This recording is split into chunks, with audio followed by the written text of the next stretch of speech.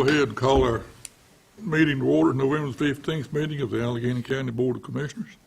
If you would, all rise for the Pledge of Allegiance, followed by an invocation. Pledge allegiance. The flag of the United States of America, to the republic for which it stands, one nation, God, indivisible, with liberty and justice for all. This time, we lead a prayer will be offered by Pastor Don Severns to solemnize the work of the board and to reflect upon the shared ideals and common ends before we embark on the business of the county. No one is required to participate, and members of the public are free to join the meeting after the prayer or leave the meeting during the prayer. No member of the public will be treated differently based on whether you participate in the prayer for the board. Pastor. For the record, it's David Servin. David, I'm sorry. That's all right. I've been called worse. Gracious Lord, we ask you to bless these Allegheny County supervisors as they get ready for business this morning. Bring to each of them your wisdom to make the right decisions for the betterment of the people of Allegheny County. Help them to discern each issue with the care and the love that you have shown each of your children. Help them to trust you for generous wisdom, straight paths, and peaceful hearts. They will plan, but will trust you to order their steps.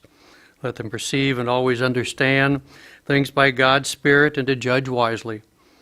Do no harm and do only good as each of you are guided by that Holy Spirit. We ask all of this in your dear God's name. Amen. Amen. Thank you, sir.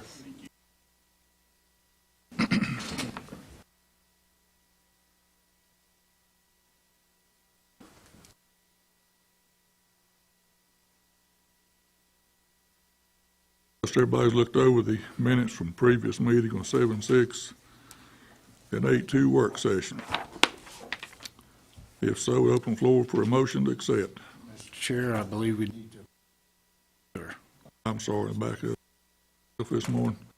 Motion to approve the agenda, no changes have been asked for. So move. Got a motion here, a second. Second. Motion second, all in favor? 5-0. Thank you. Now moving on down to the minutes from previous meeting of 7-6 and the 8-2 work session. Just everybody's looked over that. Open the floor for a motion. A motion here, a second. Second. Second. Any discussion? Not all in favor? 5-0. Public comment time. Any citizen encouraged to comment at the time requiring the attention of the commissioners. We have Mr. Jeff Smith, sir.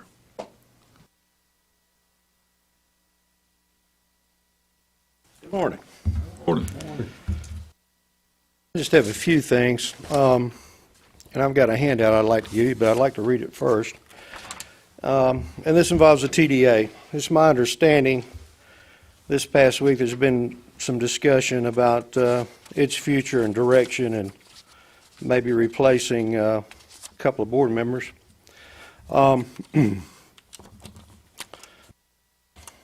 Read this and then I'll give you a handout so you can go back and think about it a little bit later if you like.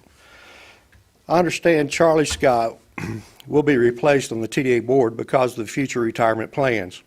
Due to the fact that I sit on the board of ACTV, I know that he had planned to retire last August, but the ACTV board failed to hire anyone, so he continues to work.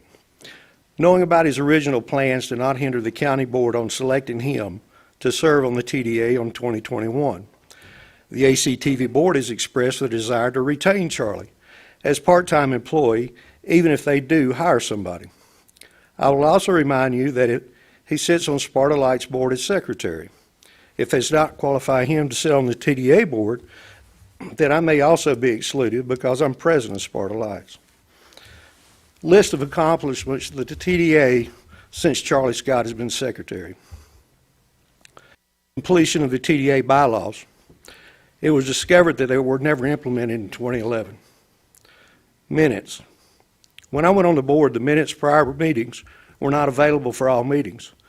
We resolved this issue by recording meetings and out of sourcing transcripts to a third party. Charlie was voted in as secretary.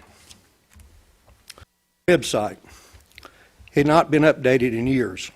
Solution, the website was updated to its current form. That's Charlie. Allegheny Inn is compensated for its meetings, which is another recommendation from Charlie. Allegheny TDA hosted the first regional TDA meeting at Old Bow. Charlie invited Surrey County, Ashe County, Wilkes County, Surrey County manager, and a Surrey County commissioner came as well. A very informative meeting, if not downright embarrassing, to see what our regional partners do in the neighboring neighborhoods. These TDAs have been very supportive and offered to help us as much as possible. Matter of fact, I had a Surrey County commissioner that followed up with me last Thursday night. TDA joined a high country host. Wilkes County recommended that. Charlie volunteered to represent us. We have an updated market assistance form. It's now on the website. Charlie. We have created a project evaluation form.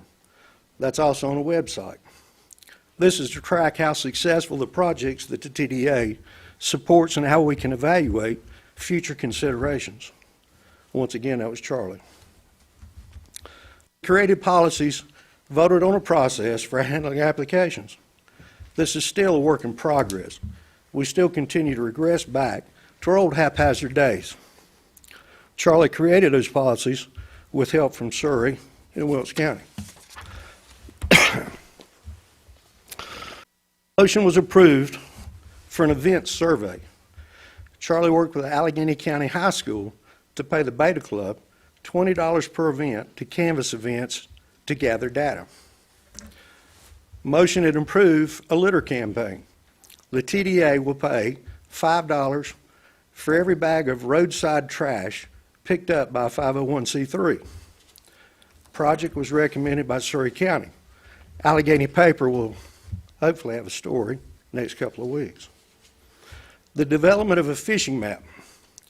This was noted that the Allegheny County fishing map has been outdated for several years. Wilkes, Ashe, and Surrey all recommended. Charlie and I have been designing and getting quotes. Signage. This is the last project that just came up in the last 6 months. Streetscape signage was taken out of the town master plan. Charlie and I have been exploring ways to expand this countywide, working with Ashe, Surrey, Yadkin, and Elkin to incorporate tourism information that flows with what they've already done. A solution that we can afford has been a stepping stone. Hopefully we can work with Wilkes Community College to develop a process. NCDOT has contacted last week by myself about right-of-way. Attempted and failed projects. Offered to help the Fairgrounds turn around from years of neglect. Open the campground up for public use. Steve Mason was appointed to the Fairgrounds Board, unknown by the TDA Board. However, we haven't received any updates on the Fairgrounds. Excuse me, I got a sore throat. All the above came from 2 board members that believe accountability, future planning, and thinking about how to move the TDA forward. I do not recall another board member bringing a new idea to the table at this time. Charlie Scott has been instrumental in these 13 projects that I just laid out. Lastly, the TDA has been transformed into an active board and began reaching out to the surrounding areas to find out how to make Allegheny County a better place. I can honestly say, in my opinion, that the time of the TDA's experience, never has more been done in such a short period of time. Perhaps it has, but without minutes, it's hard to say. Given the fact that the bylaws were never adopted, I'm not actually sure that anything before 2021 was ever legal under North Carolina law. Returning back to old appointments simply means that all the hard work that we've achieved has been wasted, and our time has been wasted going back to old ways.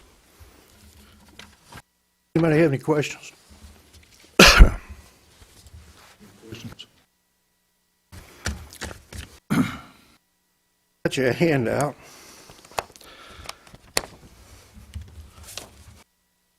Same thing that I just read. Here.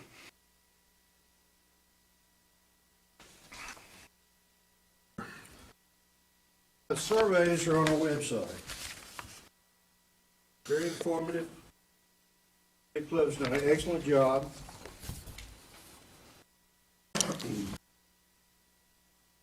Thanks for that. The interesting is the fair.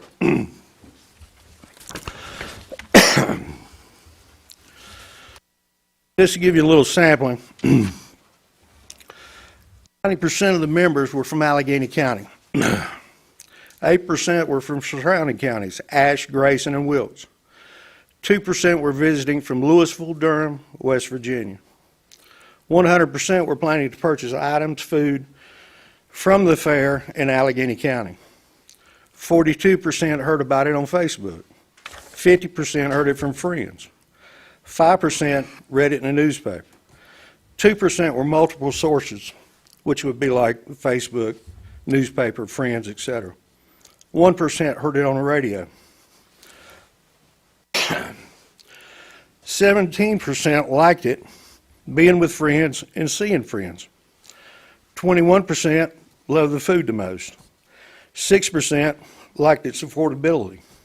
54% said the rides were their favorite.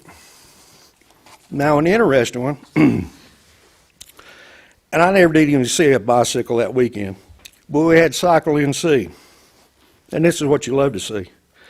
60% of the people surveyed were from North Carolina. Winston-Salem, Durham, Wake, Jacksonville, Boone, 10% being from Sparta. That's a true TDA event. 50% of the people came outside the county. 30% heard about it online. 50% emails from Cycle NC. 20% were told by friends. This is the kind of data and information that we should be generating. Before I went on the board, we didn't even have any exit information whatsoever. So for the money that was spent, we didn't get any data, no information, nothing. Last year, Charlie and I put a tremendous amount of time creating a working board. We did it because we were trying to make something better. If Mr. Scott is replaced as secretary, I wish to be replaced too. Because I'm not going to waste my time sitting in a room, twiddling my thumbs, being a yes man. We're trying to make something better for the future for Allegheny County. And that's what I hope we show here this evening and what we've done in the last year. Any questions? Thank you, sir. We appreciate your comments. Thank you. Next, moving on down. Is anybody else have anything to comment before we close it out? Okay, moving on down to the presentation of the board, we'll turn it over to Mr. Carter, County Manager. Members of the board, the first item, as you're well aware, in the current budget, we made plans to provide for an IT person here in the county, be the first IT person here in the county. And nearly 5 months into the new fiscal year, we have been successful in finding one. And this individual is a graduate of the University of North Carolina at Asheville in computer science. I'm just going to identify some of the points that stuck out when we spoke with him. He's proficient troubleshooting, network setup and support, hardware and software installation, and a host of other things. He's worked in the computer world since 2002 in various positions. And I will say that I am certainly glad that he's here, and I think that several of our departments have already had the benefit of asking for some assistance. He actually was over at DSS this morning, as I understand it, helping with that situation. So I would just like to introduce Mr. Chris Miller, who is in attendance with us today as our new IT position, and as a welcome him just as we all have. Certainly will, Chris. We're glad to have you on board. If you want to come up and say something there would be great, and we appreciate you and welcome you to the team here. Thank you all. Thank you, Michael, for those kind words. Didn't know what to prepare for this, but I'm very glad to be here. And just I've been in computers all my life in one way or the other, just from playing on them growing up to working on them in high school and beyond. And just really glad to be here and share my talent with the county. Thank you. We appreciate it. Maybe a blessing in disguise. He finds something to buy. We'll add one other thing that he and I have talked about priorities, and in his brief time that he's already been here, he has compiled a very good inventory listing for the county, which includes equipment, softwares, operating systems, etc. So in addition to splitting his time amongst all the ones like me who have difficulties along the way, but we are well in line to provide information to this board about our operating systems in the near future. Sounds good. Very happy that we've hired a homegrown person to fill the slot. A comment? We'll move on down to facilities update, Mr. David Spicer. Chairman, Board, appreciate the opportunity as always to bring the information forward to you. Facility updates, of course, on everybody's mind is 90 South Main, and 90 South Main, the plan is still being formulated. So we have not got a complete plan on that just yet, but we are diligently working on that. So be looking for some further information on that in the future. Veterans Park, I guess most of you have seen the new display that's going in down there. It's my understanding that they're waiting on the brick mason to complete that project. And of course, that's going to hold the Declaration of Independence, the Constitution of the United States, and also for the Bill of Rights. So it'll be a really nice display once that is all completed. And again, that is at no cost to the county. So we're very thankful for that. The administration building, the work is almost completed here. The last thing that we're waiting on is the flooring, where the cracks has occurred in the flooring. So that will be corrected here shortly as soon as we get the materials in, and we'll get to work on that. So after that, then everything that we have that needs to be has been winterized. As you know, the weather's getting colder, so we've accomplished those things. Those tasks have been taken care of for this year, so that's good. The courthouse, the roof is on. It doesn't leak, so we're good on that. I do have, with that, 2 estimates for completing the work on the inside of the courthouse for the water damage that occurred in the stairway, in the clerk's office, and downstairs in the basement. So the first one was stone restoration, as you know, was the one that was awarded the contract to complete the earthquake damage. In the work on that total would be $37,736.13. The second price that I have is Caldwell Construction here at Rowan Gap. Their cost on the project would be $27,829.48. Now, this is for information, and I'm not sure if that requires action from the board. would be fair for us to at least identify the estimates that we have received, and then to ask the board to allow us to negotiate with the low provider at this point to come to a conclusion.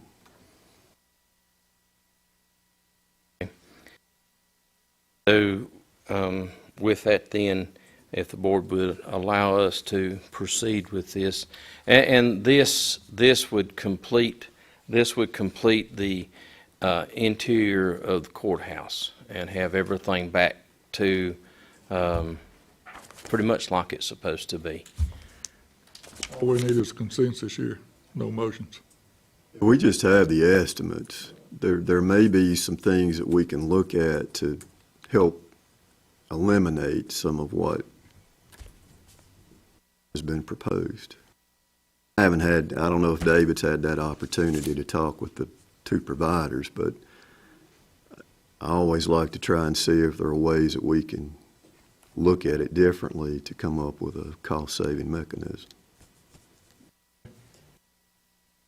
I think the way that I understand it, we need some clarification. I would make a motion to give David and the county manager the authority to go ahead and try to negotiate some of the maintenance issues in this, and then bring it back to the board for a final vote.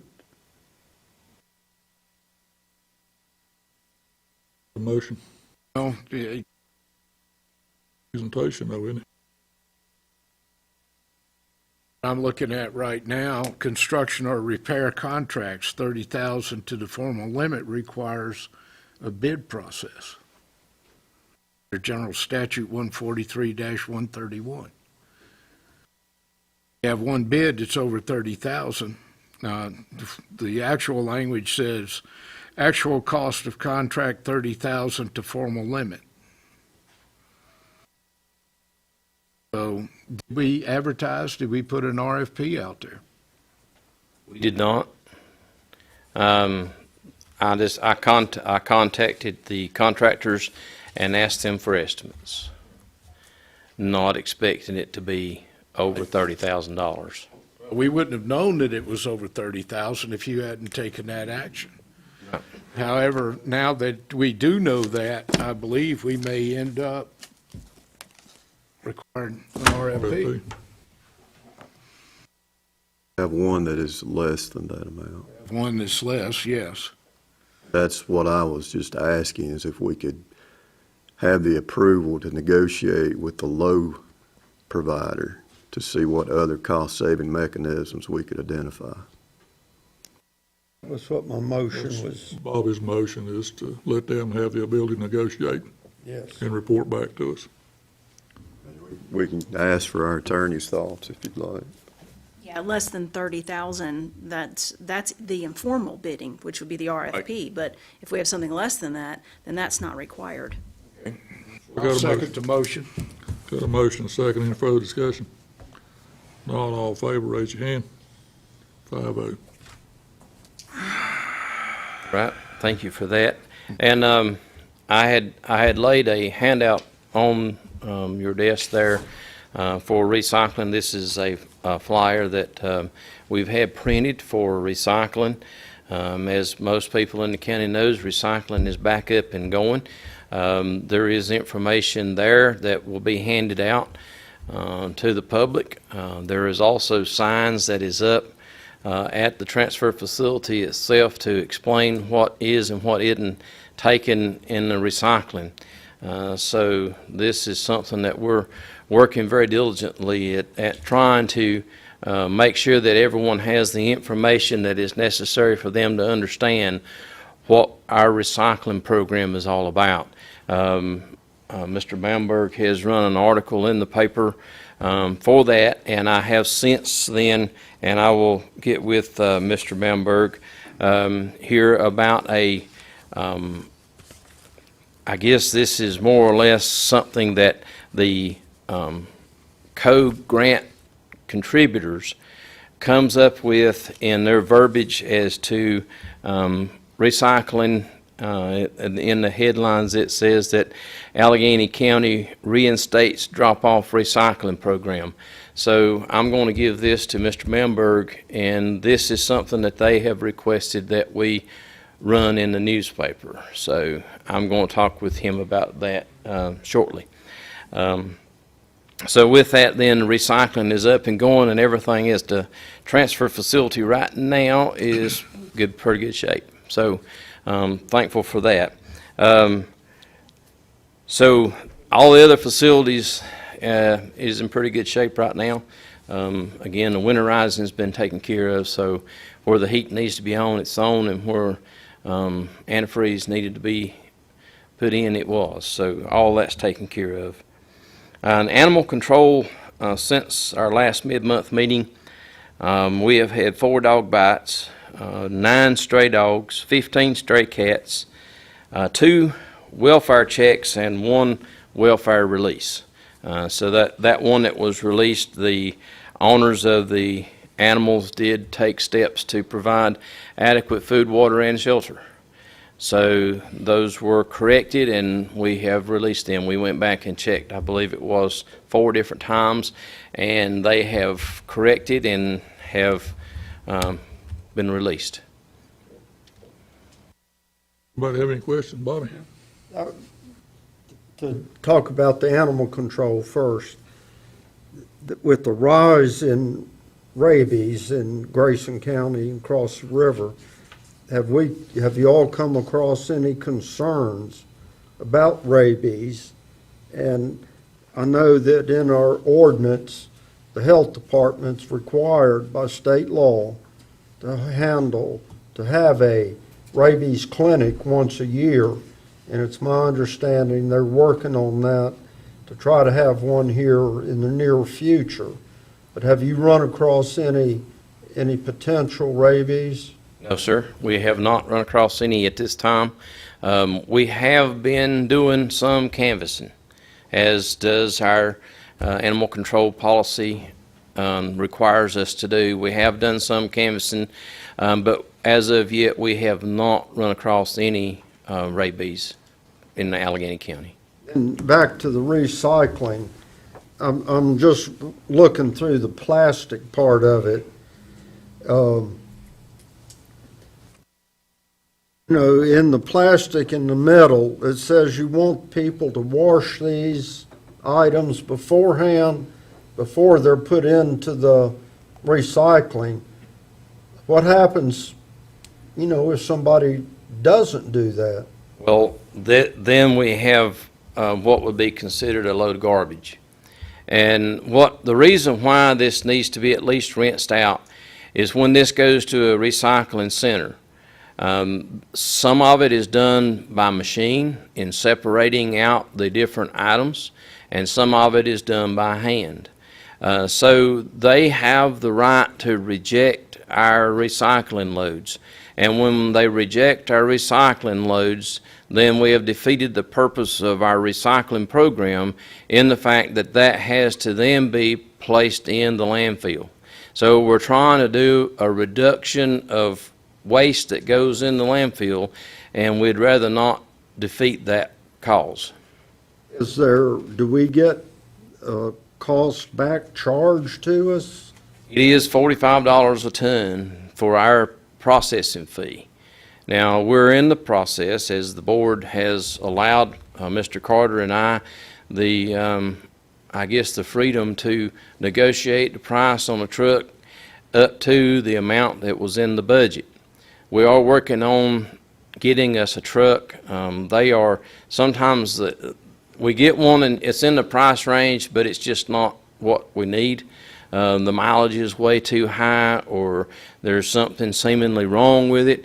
Others that are really suitable for us, they get gone really fast. And I called about one as soon as I saw it the next day, and it was already had a deposit on it. So I don't know how people get a hold of that stuff that quick, but they do.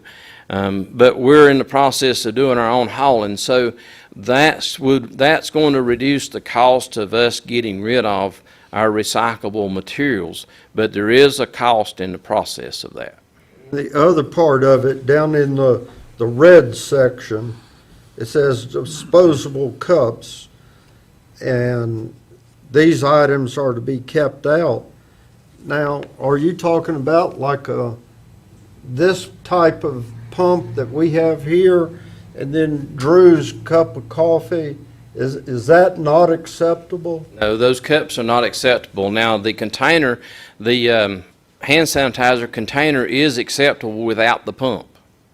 You take the pump out and throw it in regular garbage? Yes, and the reason for that is it has metal that is embedded in it. There's a spring in there that's metal, and that causes problems. Those stranded materials, you'll see on there is one listed as tangled or entanglement stuff, listed as wires and cables and hoses and those type of things. That entangles, and that causes problems in the recycling part as far as the separation of it with the machines. It gets bound up, and it's kind of like running across some fence wire with your bush hog.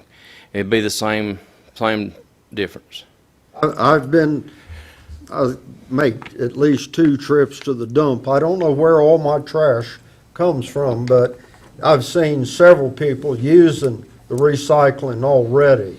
I just hope that some of these items that are excluded don't confuse the general public and then wind up costing the county money that we get. I guess it's sort of like a fine or a charge back to us, but I think the recycling is important. It may take a while for people to get used to it. Staff at the transfer facility have been very diligent in, if they see something go in the recycling, they get it out. That's not supposed to be there. Or if the recycling is bagged, they'll get that out, and they'll take care of it, which they shouldn't have to, but they are. So right now, we've got about 2/3 of a container already full of recycled materials, and the cardboard, we're also the corrugated cardboard, and there's signs up for that. We have a dumpster or a container there for cardboard, and that's more than half full.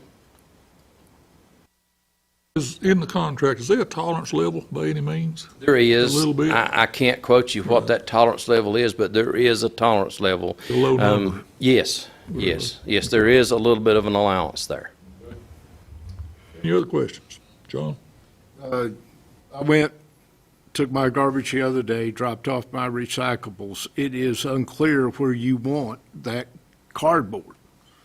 So if we had a sign that said cardboard here, I left it at the usual place where we dropped it off before. And you've got a big sign there that says cardboard. Yeah, but where do you put it? Yeah, I'm still working on the signage. I need one with an arrow directing folks to that one container for that. But one thing that I didn't mention, and Chris there is our IT guy. We've incorporated his assistance at the transfer facility. Our computer crashed last week, and he's got a new one on order, should be here tomorrow. So if there's some delays at the transfer facility right now, please be expecting that, as the tickets are all having to be done by hand. So we're working towards that, and Chris has been very good to assist us with that. John? Is the ways that are coming in now during Christmas season for the tips, are they, what allowances we've got? I sat out in the road there for a little bit until somebody figured out they could go around while they were getting weighed. Yeah, we try our best to pay attention to the amount of vehicles that's in that line, and try to be, we try to be very courteous in making them go around and then weigh in. We have 2 scales, so they can go on through and come around and weigh as they leave instead of weighing as they come in, to help eliminate that. But there is a fee for service there for that. Those companies, the evergreen companies, are being charged for that. But we try our best to do that and to make a courteous effort to allow people not to have to wait. And I apologize for the line, but, well, sometimes it's just going to happen. Any other questions? We appreciate you, buddy. Appreciate the job you're doing. Thank you.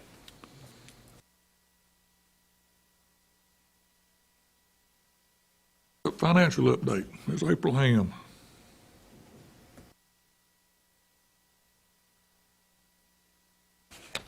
Morning. Morning. Need to pass out a report.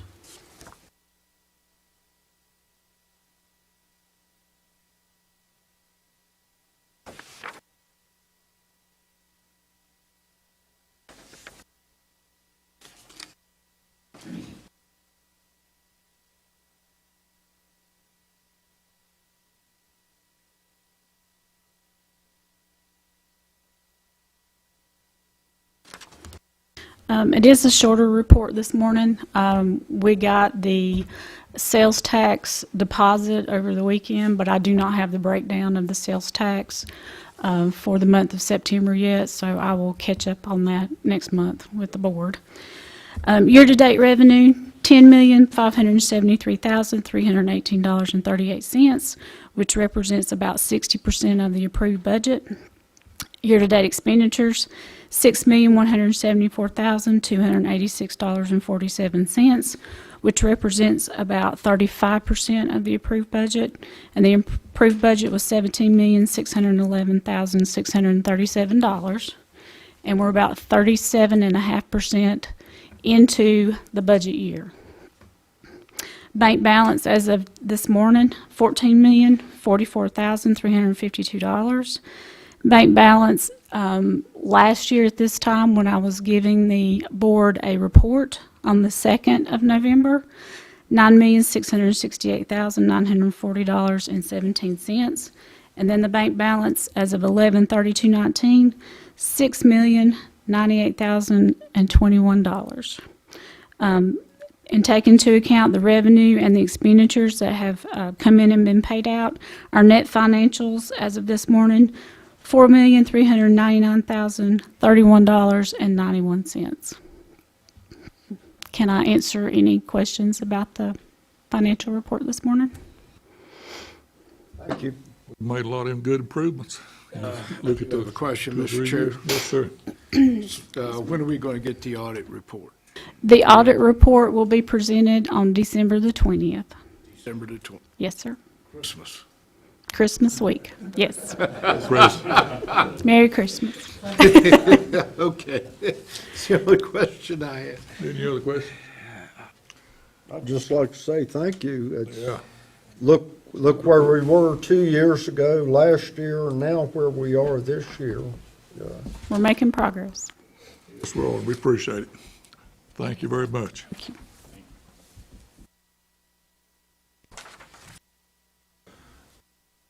Next up, Fairgrounds, Mr. Cole Edwards. In your packet, you should have a priority list for Fairgrounds maintenance items. I believe Commissioner Evans had requested that list. The Fairgrounds Steering Committee compiled and prioritized a list of maintenance needs. Number one on that list being the concession stand. The second page of that list speaks specifically to that. I also presented this list to the Fairgrounds Advisory Committee last week, and they're willing to help out with this list as well. Spoke with David. We're planning on setting aside 1 week and then inviting the advisory committee as well to come in and help knock out initially the concessions list. Do y'all have any questions about the list? Questions? It was either the last meeting or meeting before last. I'd asked if it was possible to get a estimate on doing the parking lot paving or tar and chip or asphalt. I just wonder if we've looked at anything like that yet, or I know budget's going to be starting in a couple months. So I'm just curious if that's something that the board would be interested in knowing before we get to that point. I think it would be good information to have if we could get a bid, in case we could come up with some money, to work on that way.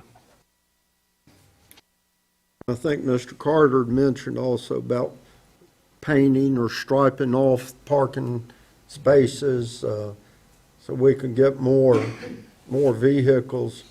This time of year, we forget a little bit about the fairgrounds, but if you look back at this summer, what happened out there was phenomenal, the amount of people that used it.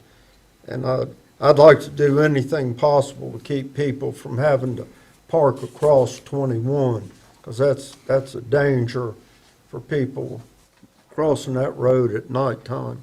So, I'd like, if that's something that the board would like to get a price on that. The other thing about the concession stand, I'm no electrician, but I've heard when certain circuit breakers are turned off that the Wi-Fi that we used to have would be turned off. Is that something in your plan or has that already been addressed about the circuit breakers? And That's the first I'm hearing about it. One of the problems that we have, if we set that Wi-Fi up all the time out there, and someone comes into that parking lot and they download a movie, that entails a violation of the FCC regulations. It's one of the big problems we've got Jeff Smith here that he runs into, because that is a violation of FCC regs and the trademark. So that is a problem if we turn it on full time. Now, part of the problem that we had also, whenever it was a free service, we were supposed to tell him when there was going to be an event so that he could turn it on. Nobody advised him until usually Saturday morning or something like that, and they had forgot to tell him he'd have to go out. So that's one reason why you were on circuit breakers, to turn it off. Any other questions? Thank you, sir.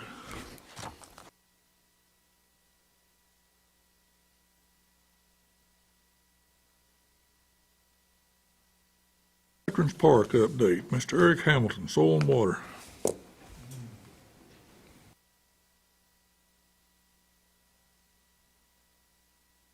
Morning. Got you a quick update for the Veterans Park stream restoration project. We have partnered with Blue Ridge RC&D and applied for a couple different grants. We have received word that we got the EEG grant, which is the Ecosystem Enhancement Grant through the Department of Justice. We also applied for DWR, Division of Water Resources, and we received that grant. So at this point, we're looking somewhere close to having about $60,000 short of having it fully funded. We've still got the CCAP grant, which should be somewhere around mid-December when we know about it. And then we're also waiting on the state budget. They have got some floodplain mitigation funds that are going to be approved in the upcoming state budget. Hopefully that'll finish taking care of the rest of it. Everything funded, hopefully spring, fall of next year we'll get started on it. What's your total funding to date? DWR is a 1-to-1 match. It's $200,000. The EEG grant is $100,000. We asked for $150. We only got $100 of it. Looking at CCAP, which is Community Conservation, and that's going to be roughly around 20,000 if we receive it. We're looking at a $350,000 project. Total budget's going to be around 370, 380. Yep. We don't have too far to go. Maybe this other funding will come up. So, Yeah, me too. Any questions? questions on it? Thank you, Eric. We appreciate your work on that. DA quarterly report, Mr. Steve Mason.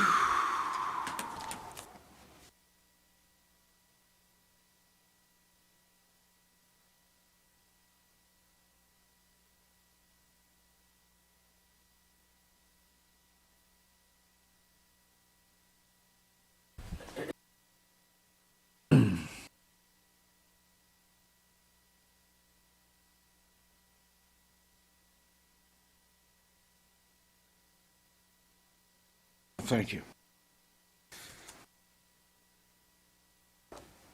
Morning. I just would like to go ahead and start off with just what I've just given you, which is basically an overview of the financial side of it, and then get into a couple other things. If you would, right there on that front page, the 2020 adjusted fund balance, and that's still our fund balance based on the fact until we receive the audit, and then we'll have a better calculated fund there, and we'll be working with April to get that plugged in. Also, the overview in our first quarter of revenues for previous year was $36,930.90. This past quarter that we're reporting, it was $50,975.28, a difference of $14,044.38. With that said, we saw an elevation in those numbers as we got into the next quarter of last year, but we're still ahead of those numbers, and I think we're going to stay on a pretty good pace. And if April would agree, I think we're going to even see a better situation than we even felt last year with COVID and what happened with the rental properties during that time period. So we're seeing an elevated number in that regard. We talked about that at our last meeting. Right down below that is our current long-term, long-range plan fund of $44,000, and that will probably be increased as we get that audit in and take a look and see what's going on there as well. With Exhibit A, you've got basically a breakdown of what we get on our monthly TDA fund balance sheet, and with that, right now you can see the current available balance of $80,000, a little over $80,000. Now, with that said, there are obligated funds that are going out throughout the year, and that's that next space that you see there. And with April's help, the next version you see of this will have that back in there to show you what those obligated funds are in regards. But you'll also see those on the next page.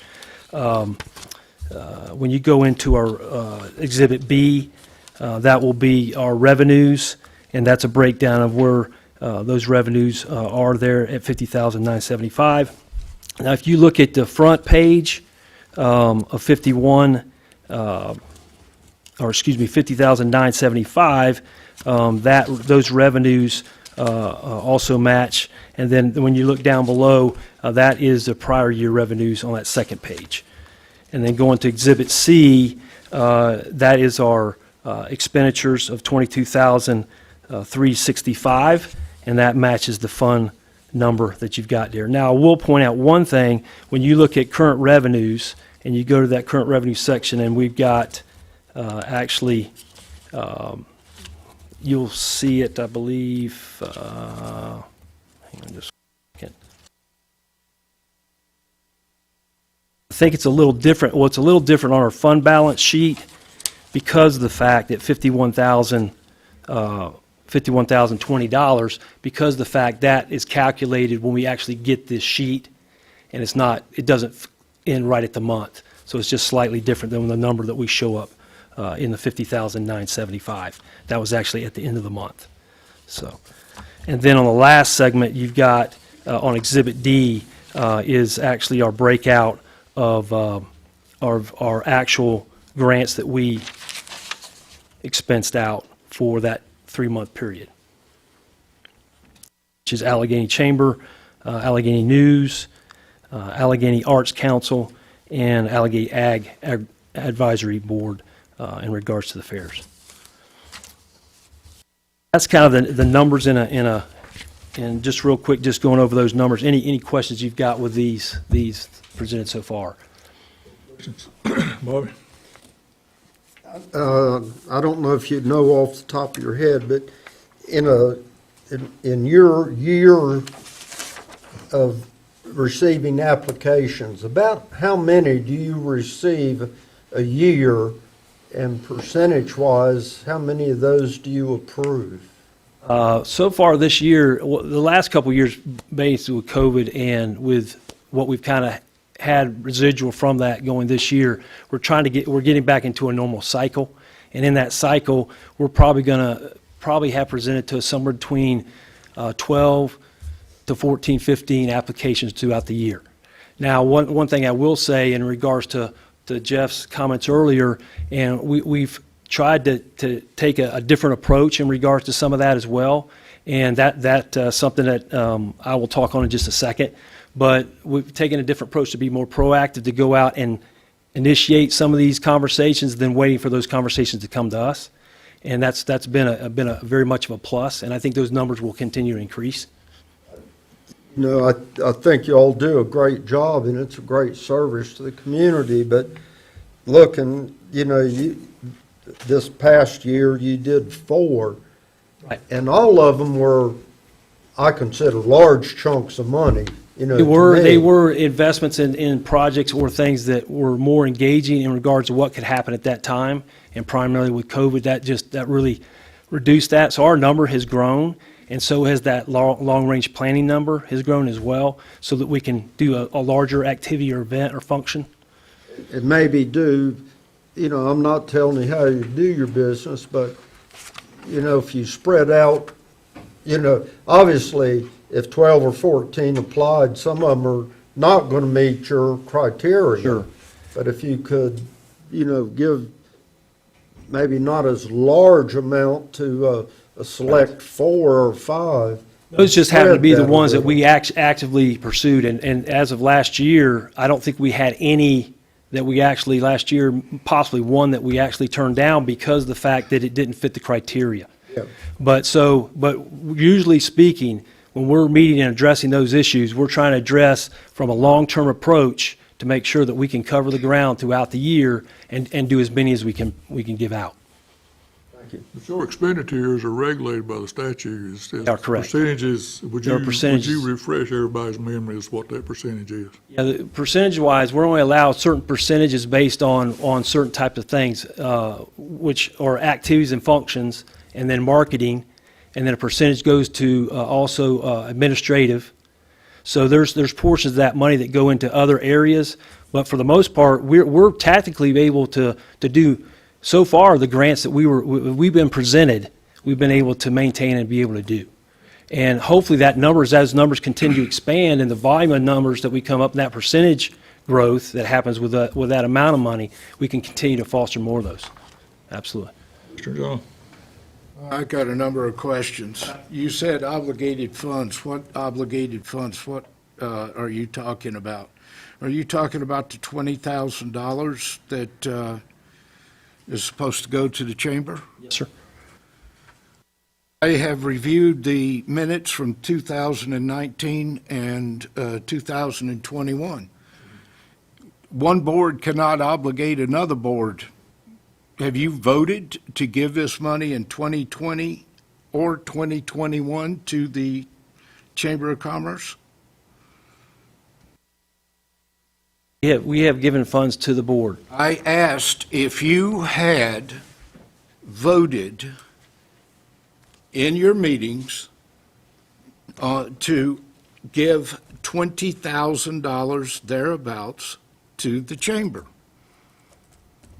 I would have to go back and look to see if we actually voted, but that has been a consistent practice that we have had done, that we have presented to the chamber in our budget, when we do the budget cycle. I have the chamber's budget, which, by the way, the chamber does not exist. You're talking about the Chamber for Economic and Tourism Development now, correct? The Chamber of Commerce was dissolved and a new 501c3 was brought about to do this. In the minutes of 2019 that I have in 2021, I show no record of anyone approving a vote being held to obligate these funds or transfer the funds to the Chamber of Economic and Tourism Development. Has that check been written for 2020? We have allocated funds. We allocate funds on a monthly basis.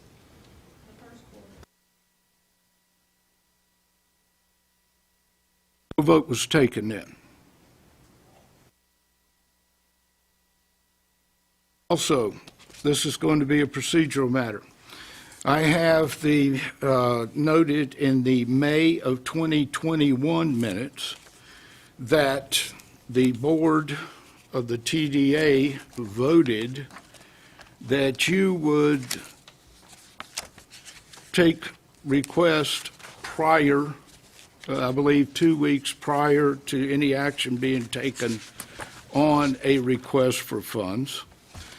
And during that discussion, it was agreed by all that you would be discussing and taking the vote in private. Has that taken place? No, sir. Has not? Private, in private? Yes. No, sir. Where's this information coming from, Commissioner From the John? minutes of the TDA board, which if you go to their website, you can request the minutes of the TDA board, which correct. I have done, and I have received with supplemental documents on that, provided by the Treasury, which was Charlie Scott. Right.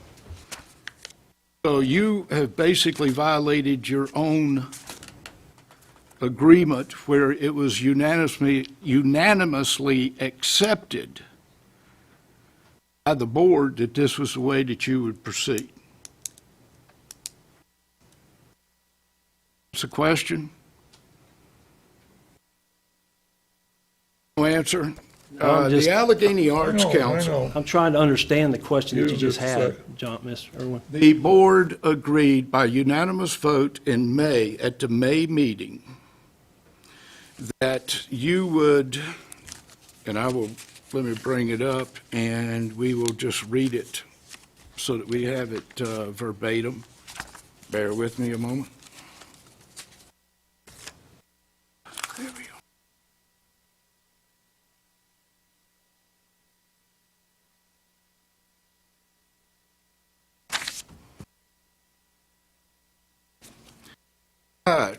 Charlie suggested that when they have grant requests, the people come in, talk about the grant application at the end of the day to say, thank you very much, we will be in touch.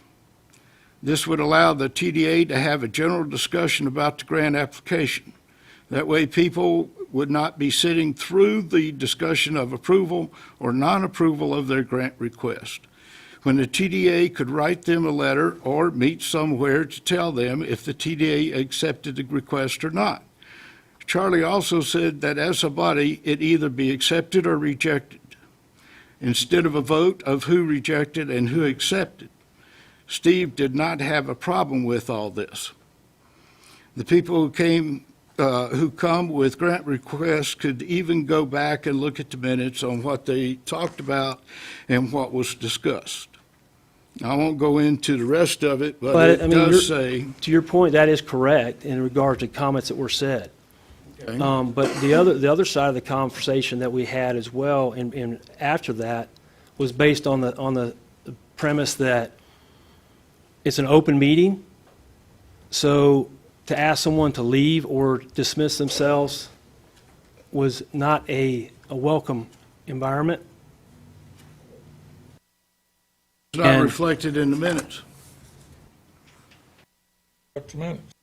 I believe that conversation happened. The meetings are recorded, and then the minutes are transcribed by an outside party. They are, and that conversation, I think, took place at a later date in regards to how we would address that. Give me the later date, please. I have to go back and look at the minutes and find that position when we talked about it.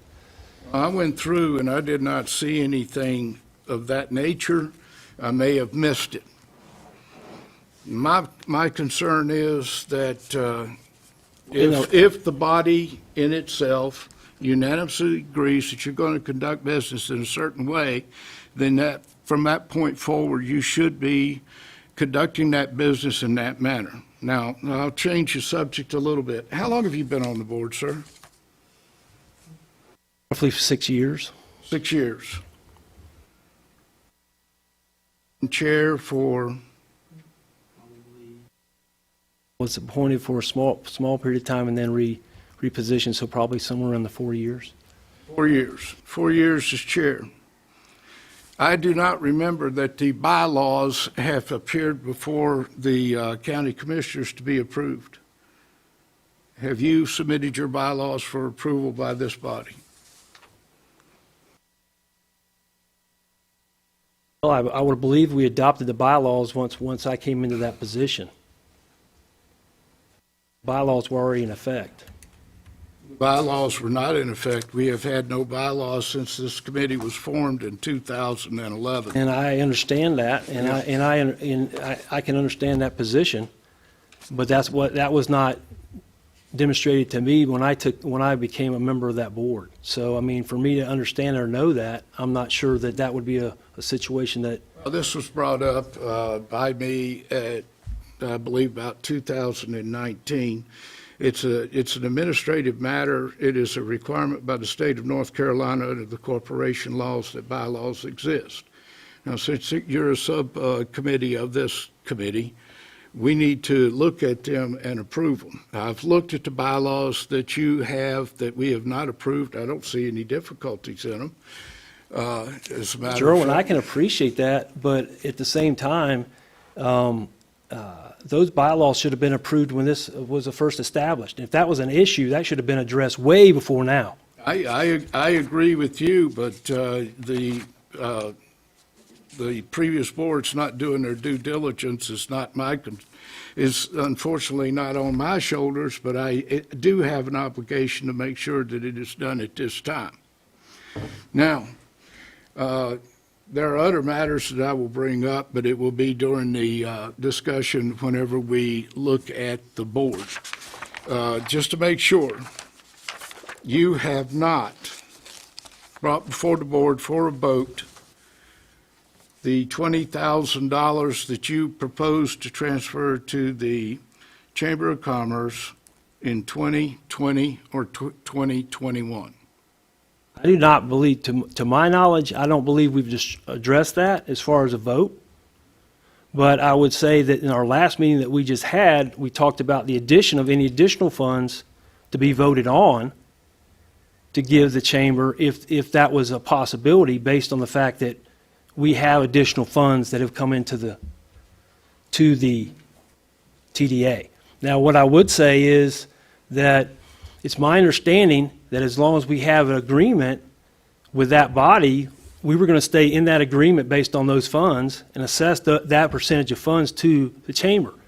And we've had interactive conversations with the chamber. Now, You have had interactive conversations with the chamber, but you have not approached your body with that discussion, have you, for a vote?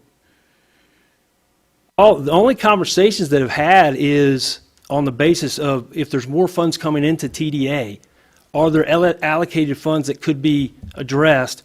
And we addressed that at our last meeting. So that would be coming up for a vote in the future. Yes, sir, that would be.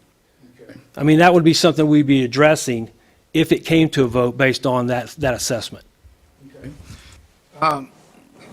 Do you own a B&B? No, sir. You employed in the entertainment or tourism industry? No, sir. I'm currently employed at the Allegheny Wellness Center. The reason why I'm asking, you're not a motel owner or anything else, statute is very simple. Yes, sir. And I'm well aware of Yeah. what it says. You know, the reason why I bring this up, because I nominated a person for this board, and you pointed out that they did not meet the criteria. You don't meet the criteria either, do you?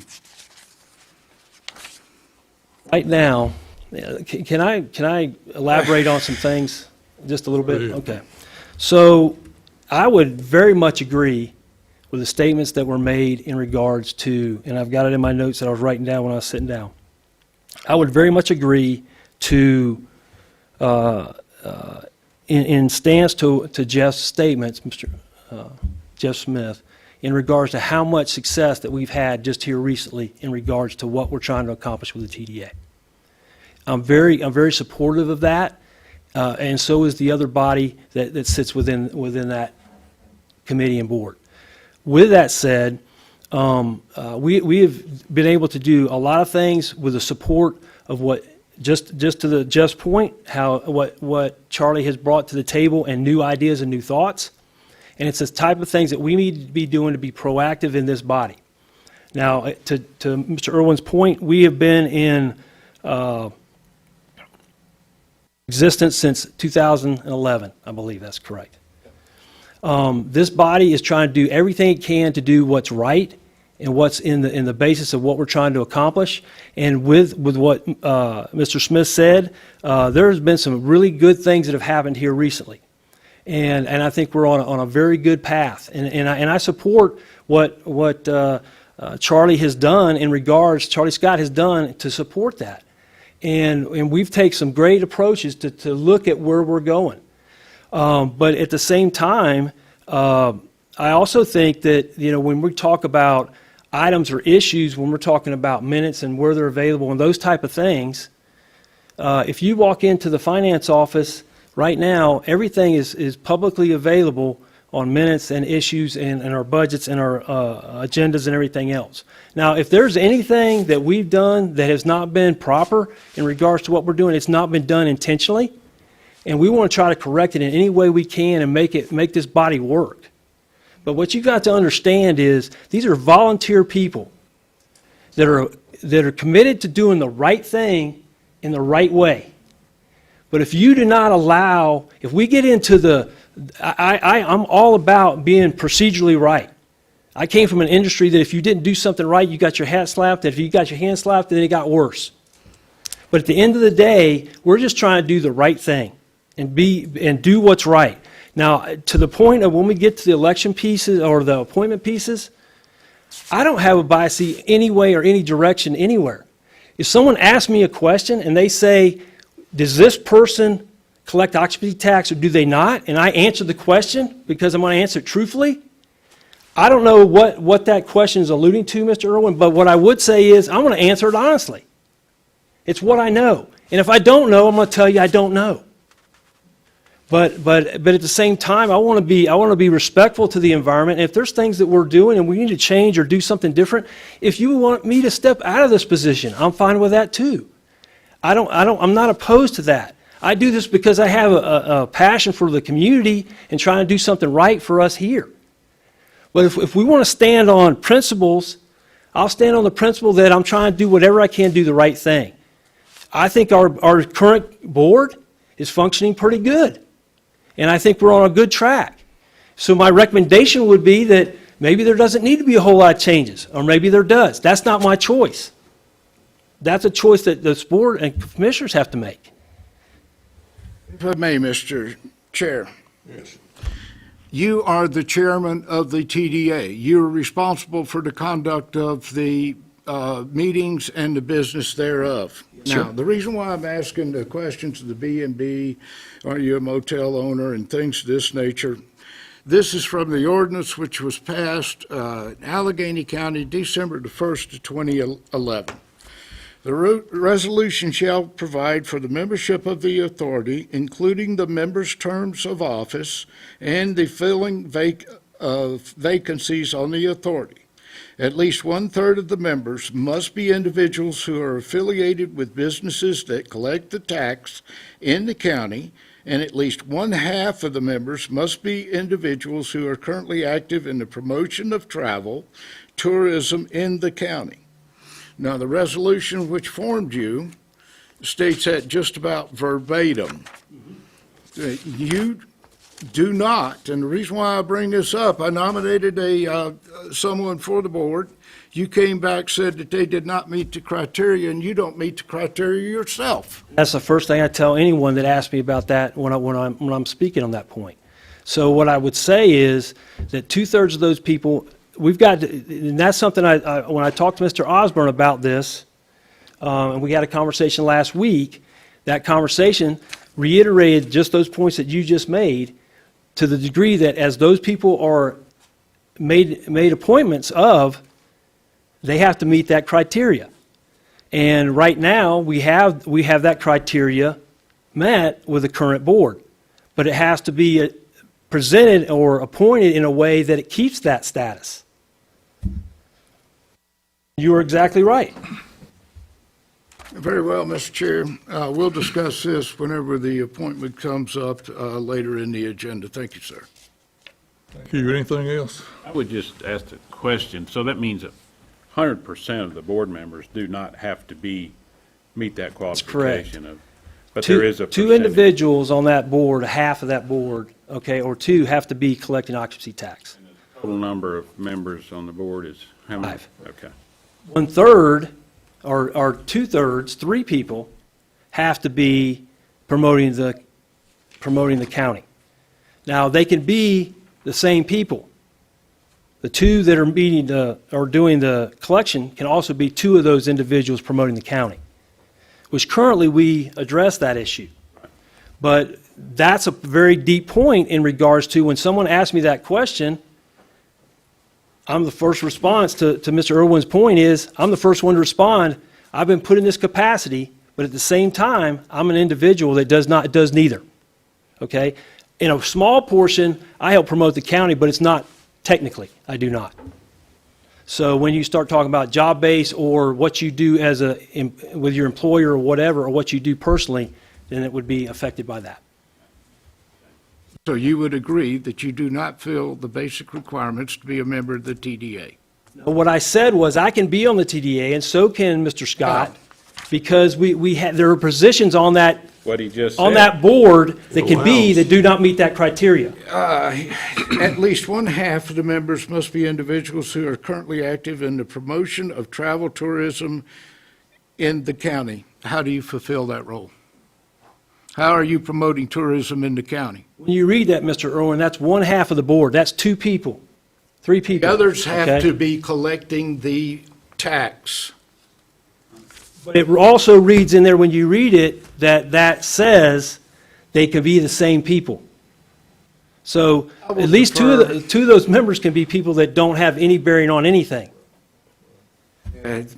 We are, next thing you know, we'll be debating on how many angels can sit on the head of a pin, and we will discuss that later. We're going to roll on right here. We've discussed and beat it to death. Go ahead. One more question. I think where I'm confused is the qualifications of the board members. Is that something that Heather needs to advise the board on, how it meets? I guess this is basically comes Bobby, out the of first thing state I would law. do is ask Heather when you read that, how does it read? I don't Would know you that interpret that, please? Exactly how you've mentioned it, which is that at least one-third, which is 2 members out of the 5, must be individuals who are affiliated with a business that collects occupancy tax in the county. And at least 1/2, 3 of the members, must be individuals who are currently active in promotion of travel and tourism. Members can serve dual roles.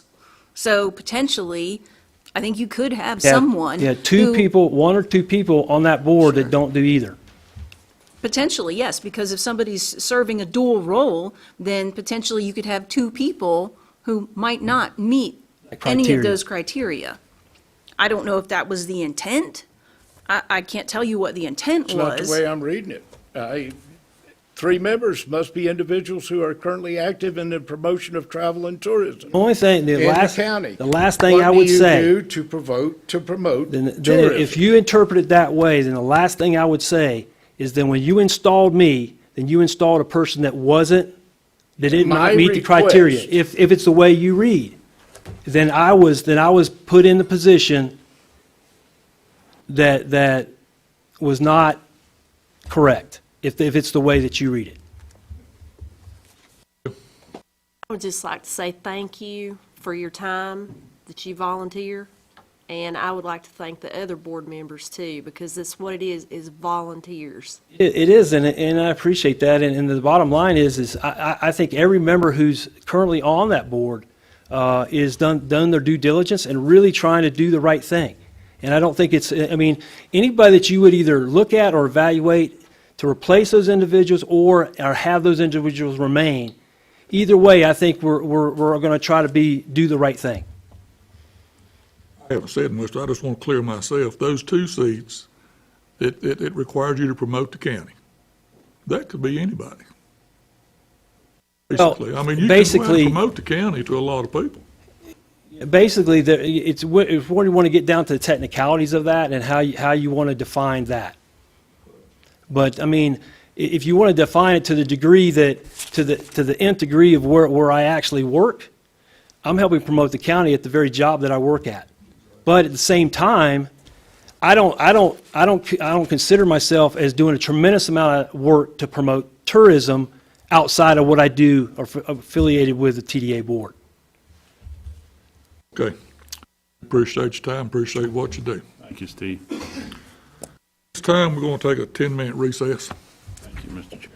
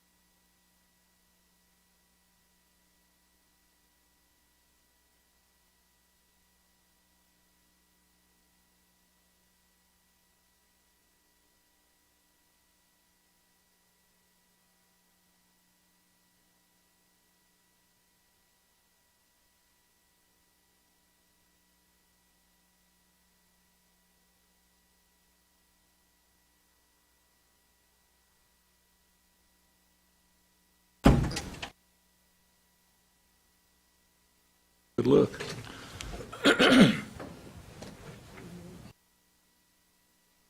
30 minutes. We'll call our meeting back to order. Moving on down to general business, next order of business, Mr. Edwin Barquette, River Country Estates. Good morning, Morning. Mr. Chairman and Commissioners. I'm going to yield my time to the owner of the clubhouse at River Country Estates. Her name is Ann Singer, and she's here right next to my left. Thank you. It's on the same topic, by the way. Morning, Mr. Commissioner, Mr. Chairman, and fellow commissioners. The reason I'm here is most of you might have already known because it was front page on the Allegheny News, but I suffered a catastrophic loss to the clubhouse on August 16th of this year. And multiple fire investigators later, it's going to be officially undetermined. Between the state, my private investigator, the insurance company, we'll never know what happened. I went down to the transfer station to find out because, according to the structural engineer, we're going to need to be demolishing quite a bit of the structure. It was a very hot fire. We understand the county has a policy that, unpainted concrete can be disposed of without charge, and there's also metal recycling. Much of the structure was consumed because it was mostly a wood structure, so the vast majority of it is now ash. But what I'm trying to do is get some relief for some of the debris that doesn't fall into those categories, because there's no doubt this is going to be, to get this back to anywhere even close to where it was, it's going to be somewhat out of pocket because of the absolute skyrocketing inflationary times we're living in with building materials. That was just unforeseen with our policy, that building materials would explode so much, and supply chain issues and all of this, that it's such an economic catastrophe for us that I'm seeking some sort of relief. And I understand in the past that relief has been given to people who have suffered casualty losses. We've also been very good taxpayers in the county. Typically we pay like close to $34,000-$35,000 a year in taxes. So we're seeing if the county commission can provide any kind of relief just for the remaining debris that doesn't fall into those two categories, bearing in mind that most of the structure was wood and was pretty much vaporized. And that's pretty much what I have to say on that. You mentioned you had insurance. Yes. I've not received a penny yet. But does the insurance provide for disposal in that clause? We do not know how much or when or what. I've yet to get $1. I had to pay for the fire investigator out of my own pocket. I retained a fire lawyer, and I literally have no more information than the day of the fire about getting $1. And the disposal part of the policy is likely less than what it's going to cost. I just participated in a major cleanup of a derelict property that there was a dispute with the former owner. And my dump fees on that property were over $8,000, and I paid the county to dump 113 tons of garbage. And I've just went through this on this property that was completely derelict and was mismanaged by the former owner, and at the same time I'm dealing with this. It's just like, oh my God, I feel like my teeth have been kicked in twice. So I'm pretty sure we're not going to have the proper coverage to get this back to a dwelling, a taxable dwelling even. We need, looking for some relief here because Is there plans to build the clubhouse back? I very much would like to build the clubhouse back, but I still need to, I haven't even been able to get help from the insurance company about salvaging what can be salvaged. Yes, I'd like to add something because you're a little bit nervous. What we're asking for, what the Singer family is asking for, I'm a subcontractor for Ms. Singer, is the relief. She's not asking for money. What she's asking for is to relieve the cost for the Construction debris disposal. which is paid by tonnage at the waste, at the area that you were talking about, because I wanted to make clear that it wasn't to pay to get it from here to there. It was after it gets Yeah. to your, okay, that's what I wanted to I make wasn't sure. clear, I'm sorry, just for the weight. It sounded like. Yeah, no, just for the weight, because when I paid the over $8,000, that was just the weight. It cost me over $50,000 to haul it there, well over $50,000, and then maybe more just to, I mean, the removal was really high, and my scale weight was over $8,000. Mr. Carter. Just a question, ma'am. Do you have an estimate on how much debris that you would be hauling to the facility? It's impossible to actually do that because most of the building is burnt. The debris that needs to be hauled is mostly water damage debris that when the fire department was attempting to save the building, the lower level had drywall in the fitness center, and in the ladies' room, and the men's room. There was a movie theater there. That drywall all has to come out because nobody can actually give us an estimate. And really, frankly, it's not safe for me to walk in there and come up with even a guesstimate. But if I'm just guessing, there's the drywall that would be in a 44-seat theater, basically this size room, and 2 restrooms and a gym about, I'd say, half the size of this room. So that would, and then we're going to sort on site the metal and the concrete, which are no charge items, but we will sort them on site. And the wood's all gone. The wood is just toast. The reason I ask that is there are ways of taking a formula that calculates debris, and it converts it into cubic yards based off the height and the width and different things of the debris that surrounds it. Then you take a conversion of cubic yards into tonnage, and that kind of gives you an idea, not something to tie you with, but at least an estimate. As I'm hearing this, I'm certainly sorry that this happened, but I don't know how much we're talking about. I don't know what type of, and it's not necessarily monetary to that point, but we have an end user fee that we have to pay to dispose of all that material. And me to have some range of comfort, I would like to know at least, a little more on the details so that we could consider it in a capacity that amounts. Would I recommend that you can send an expert to help us with that? Well, maybe we could. For the weight. Well, Excuse me, Ann, please. Is because the weight, I understand what you're saying, that there's formulas with cubic feet and so forth. Structure, 10,000 foot, it's a complete loss, top to bottom.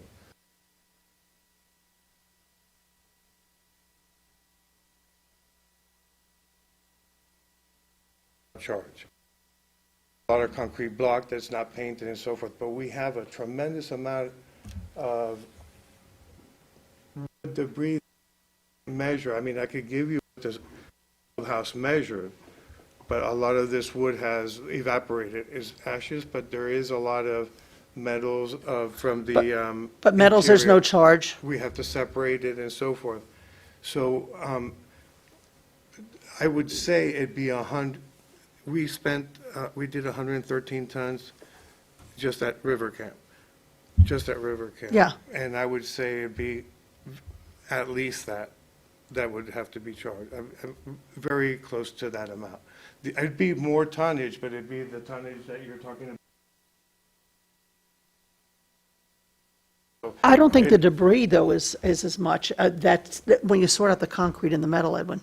I think with concrete, and we'll hit 300. Concrete doesn't count. I'm talking I about. understand. Yeah. That's what I'm saying, that Yeah. I think 100 tons, I wanted to give Mr. Carter an estimate, a general estimate, and we can work with whatever the county can help us with. I'm not trying to set you, you know what I'm saying, on, so much, but I would say 100 tons, we would be safe. I think. I We're mean, making it up. Anthony- I would prefer having an expert assess, frankly, and maybe whoever we can get to assess might be able to do that, but, I mean, it might be a very good guess, but it's a guess at this point. That's the best guess I could. But it's a guess still, because we have not done the calculation you suggested, and I'd like to get the formula and get with an expert. I've had several people come out, and they haven't. Feel comfortable. You're going to separate the material that you can take Yes, before you focus on the remaining debris. exactly. Correct? Yes, exactly. So as you're removing that acceptable waste, that pile lessens because you're removing items from it. So once you get those materials separated and have those taken off accordingly, then you can begin to look at what remaining debris pile that you have to perform those calculations. No, exactly. And, you know, to give you an idea, items that we were able to salvage out of the lower level, which most of it did not burn, we did. So, you know, and some of what burned on the lower level is gone. I mean, there's nothing to remove, basically. It disappeared. But, so there's items that are intact on the lower level, but what's being stripped out is the drywall down to the studs. And then they have to coat the studs and stuff like that. And so I would be making it up. I appreciate the fact you have a formula, and I want to coordinate with you on that. But the majority of the waste will probably fall into the concrete and metal piles, but there is other debris. I'm going to be clear. You know, we had porches. They collapsed. Well, they didn't incinerate, but they need to be disposed of. There's asphalt shingles and stuff like that, and fortunately, they didn't kill anybody. You know, that's the good news here. But I was trying to see if we can get some relief, because, as I said, with the building materials just skyrocketing, I am trying my best to find a way to get this building rebuilt. But it's going to be under very trying circumstances. I think if it's agreeable with the board, they come back with their estimates when they get it figured up and give us a dollar value, or a tonnage, I should say, to what it's going to cost, so we'll know, and furthermore, try to check with your insurance company. Of course, believe me. A lot of them has clauses in there for disposal and everything, you know, to get that taken care of.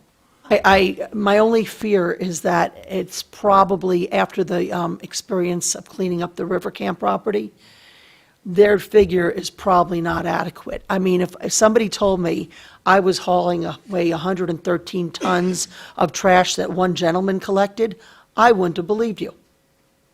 And that was just one gentleman collecting trash, 113 tons. Yeah, I haven't quite finished. But, I mean, I can't believe I've hauled. Y'all could get us some numbers together. I will be happy to do that. Come back and we'll see what we can do. And I'd also be interested in what insurance coverage there is for getting rid of the debris. That's what we're trying to ascertain, yeah. I would think you'd be able to find that out. Well, it's weird, because the policy is 147 pages long. No disrespect to the attorney in our midst, but it was written by a team of attorneys, single-spaced, tiny print, and Lord knows, I tried to even look at it, I'm like, okay, uncle. And I hired a fire lawyer guy to just say, what do I have? And he can't even sometimes give me clear answers as to what I have, because, as Ms. Klein will know, they have issues with co-insurance and all these other clauses. I can't get a straight answer from my own policy. So I'd love to know the answer to your question, and just like I would love to know what caused this thing to just pretty much incinerate and 3 different inspectors and not one single determination on what happened here. So I am just thunderstruck by what happened. Get us some information. Well, I'll be happy to do that, come sir, back and thank you for your time today. Mr. Chairman, I y'all. believe the proper thing to do would be to table. And if I may. I will make that motion to table. I think that, and the reason I bring up formulas is when you operate a transfer facility, there's a certain amount of waste that can or cannot be left on the tipping floor each night, and they justify that by formulas that they determine debris piles on. So what I would suggest, and while they are collecting their information, is maybe David Spicer, if you could reach out to DEQ, because they can give the formulations on those debris tables, and we'll have that in our possession as well. Is there any way you can share that information with me so when we get vendors on site, they could help guesstimate this? Because, yeah, right now, due to the water, it's too moldy to even enter the premises right now. And Which time do you need? I'm not sure what time frame that they are operating under, but I would think that we have to get vendors out there. 30 days, you think? I'm hoping in 30 days we can have answers, yeah. I'm hoping we can. I'm going to be talking to the fire insurance gentleman this week and see how we can be moving this along, because it's been, I'm also concerned for safety's sake. I mean, it's sitting there as is. I'd like to get this at least cleaned up so we can go to the next step. Got a motion to table. Mr. Chair, I would amend my motion to table until the first the second meeting in March of 2022.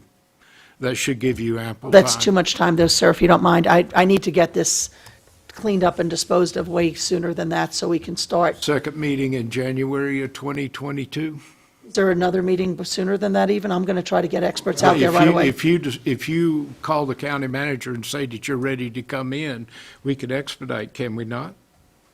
Don't we identified a 30-day window, so if we had it for our second meeting in December, that may provide for that 30-day window.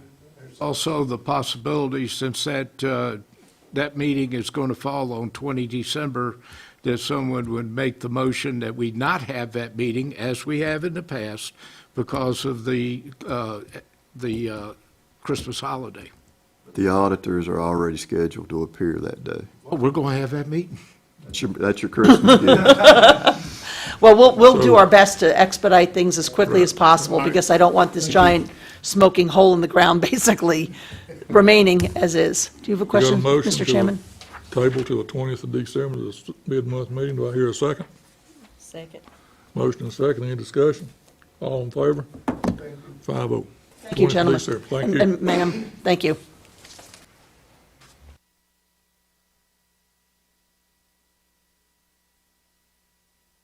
Next up is Soil and Water Education Coordinator's job description. Mr. Eric Hamilton.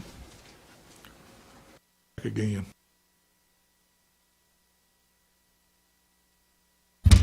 In your packets, there should be a job description. I think it's pages 10 through 12. Allegheny Soil and Water Conservation District Board of Supervisors have met after the education coordinator, administrative assistant left, and have added a few things to the job description and changed a couple of things. One thing being in the first paragraph, under general supervision, it said before just under general supervision, now we've added of the department head, which actually gives that position someone to answer to. The other changes are under other job duties. That's where we have added about the represents and serves on committees and subcommittees across the state as needed. This position does serve on the Envirothon committee, can serve on the executive committee. And these are all just things that the Board of Supervisors thought should be in the job description also. The environmental educator certification, that's a type of somewhat like a teaching position. The position goes out into schools, deals with the children, does educational events, and then also following the North Carolina Department of Ag Professional Development Training Template, which is online. I follow that, and this position I think should also. The previous job description had been approved in 2020, and with these changes, we would need the board to a motion on it and approve this so that we can put the job out for to approve, Mr. Chairman. Got a motion here, a second. Second, any discussion? None, all in favor, raise your hand. 5-0. Yes. Thank you, sir.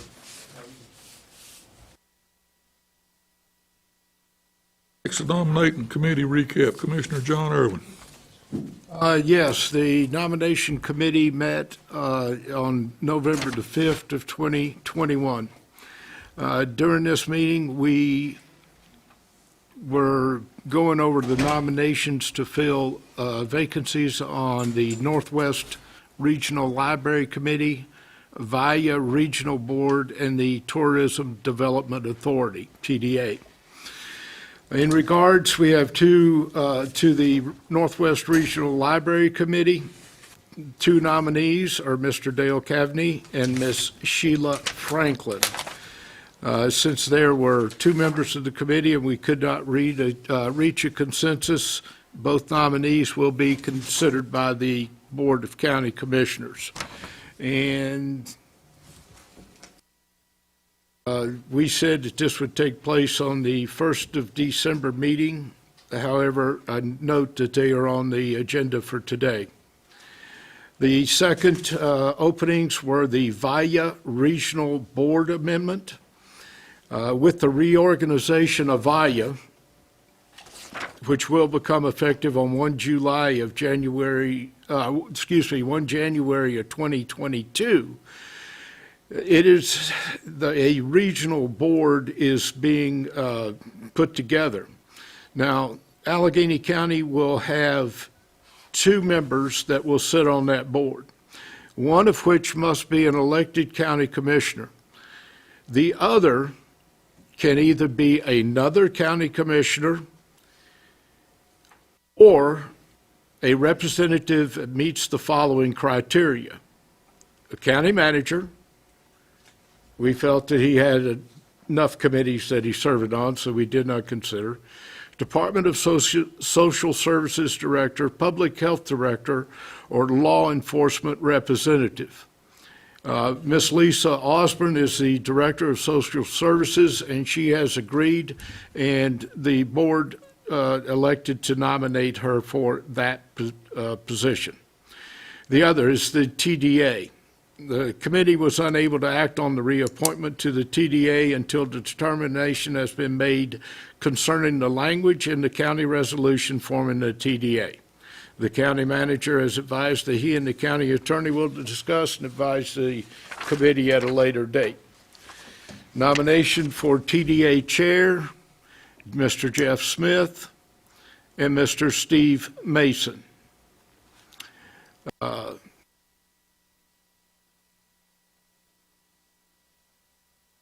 Then I believe that is everything that we had on that one. The board meeting, or excuse me, the committee meeting adjourned at 09:15, 15 minutes after we had adjourned. Copies of these minutes will be available to anyone requesting them if you want a more complete explanation. Thank you, sir. Go on down to the TDA appointment, including the chair and the expiring. I believe the next one is the library board, Mr. Chair. Oh, yeah, excuse me, I'm sorry. Allegheny County Library vacancy due to Susan Nyler accepting another position. And the library board sent up their recommendation. Their nominee was Mr. Dale Cavney. And like John mentioned, nominated Ms. Franklin, Shirley Franklin. So we need to vote on that position there. There's two people. We'll vote them one at a time. Mr. Chair, it was noted during the nomination committee meeting that Mr. Cavity had been removed from the Workforce Development Committee for non-participation. It was also noted during that by Mr. Bill Osborne that at that time Mr. Cavity's parents were having medical difficulties and that he was not able to meet those meetings. It was also expressed by me that at that time that Allegheny County lacking representation, it would have been more appropriate to simply come to the board and say that due to the family situation, I cannot meet the obligations of the board and asked that someone else be reassigned at that time. Mr. Cavity's brother has passed, so there were family things that happened that we did discuss at that time. That has resolved itself. Unfortunately, my condolence to Mr. Cavity on the passing of his brother last night. So I recommend the appointment of Miss Sheila Franklin, and that's all I have, Mr. Chairman.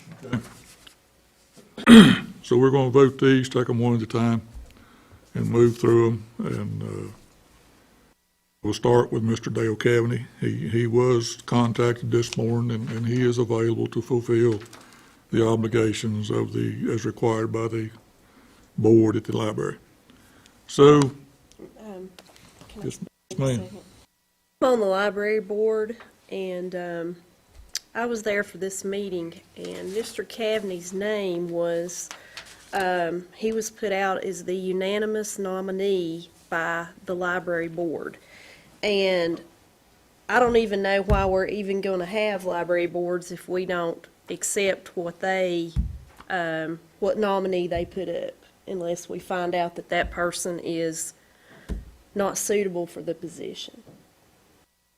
I have. He's agreed to serve. Yep, he has. He was talked to this morning. Anybody else have any comments about Mr. Cavaney's nomination here? Qualifications or anything? Yes, Mr. Chairman, I have a comment. Okay. I'd love it. Let me pick my own board. I guarantee you I will get my way every time. Since it is our responsibility to nominate, check, make sure that they're qualified, and vote on the boards. So I become suspicious anytime someone tells me that they want someone on the board. It tells me they are a rubber stamper, and that works. If this board feels that that's the way we want to go, very well. Call the question. What's the difference of that board's recommendation and what we're doing right here today? Your recommendation or whatever. I mean, if we don't work with these boards a little bit, we're going to find ourselves without anybody. Well, I mean, basically. that is a definite possibility, but it says right here, the buck stops right there. That's why we are doing it. It does stop right here, but I think it's a cooperation, try to Call the work question, Mr. Chairman. with the boards. All in favor of Dale Cabinet being put on? Let's see what the, we gotta have a motion. Okay, I'll make a motion to put Dale Cabinet on the board of, library board, Just one person. just one person. We're going to put the other one separately, that way we keep it straight. I got a motion, do I hear a second? Second. Got a second, Michelle, any further comments? If not, all in favor, raise your hand. 4. All opposed? 1 opposed. Motion carries. Okay, next up is the reappointment of Billy Nilo. The TDA. Now, wait a minute, let me move. We finished up the library, getting ahead of myself again. We finished up the library, we had the one appointment over there, so we move on down to the TDA. We'll start with the chairman. It's at the top of the list. Make a motion that we appoint as chair, Mr. Jeff Smith. Got a motion, do I hear a second? Second. Motion second. Any further discussion? Question. Okay. Reading the nomination committee meetings, under the last paragraph discussion, it says, the county manager has advised that he and the county attorney will discuss and advise the committee at a later date as to if these appointments are correct or if everybody meets the qualifications. I just want to be sure that we're following either the state law or the bylaws. We're approving people that are qualified under those conditions. That's my question. Legal just advised us a few minutes ago that Mr. Mason was eligible for his role. It's our job to appoint the chairman to that board. That's in the general statutes, I believe, if I'm correct. I think, So yes. we're all legal. I think the question being presented, though, by Commissioner Irwin is the requirement under membership, which is 5 members, 1/3 or 2 of the members being individuals who are affiliated with businesses that collect occupancy tax in the county. And then the other 3, or 1/2, would be members or individuals who are currently active in the promotion of travel and tourism in the county. And there can be dual roles, so meaning you could do both of those and be one member, so effectively, you could have members on that committee who are, or the board, that are not necessarily qualified under either one of those standards because of the fact that you could have someone in a dual role which could then qualify. So it is entirely possible that you could have members of that board who didn't meet either of those criteria. My comment is, I've never seen it so difficult to put people on a board that are willing to serve. I think that it sends a message to the general public. Why should I go on a board and go through this every day? That's all. If Heather is fine with the people that are being nominated, then I'm fine with it. Well, if the board is making the determination of those that are being nominated, that they would somehow qualify under either one of those requirements, or that the other members that are already serving on the board that are now not nominated, that they qualify under those standards, then I think you're fine. So I think the board needs to determine, do they have the qualified individuals that would meet the requirements under the resolution for serving on that board, which I just mentioned. Someone who is affiliated with a business that collects occupancy tax, and then a member who is currently active in the promotion of travel and tourism. And it's whatever you're defining those as in the roles that these individuals might have in our community or in their businesses. And that's something that you have to make that determination. Are those individuals qualified? And do you have the number of people out of the 5 that either dually act in those roles or have those roles themselves in the community? We've been acting illegally for the last 4 or 5 years, because I believe Mr. Mason stated that he's been the chair for 4 years. I think that's right. I don't think it's just necessarily the chair, it's all the members of the board, and But whether. that's what we're voting on here was, Right.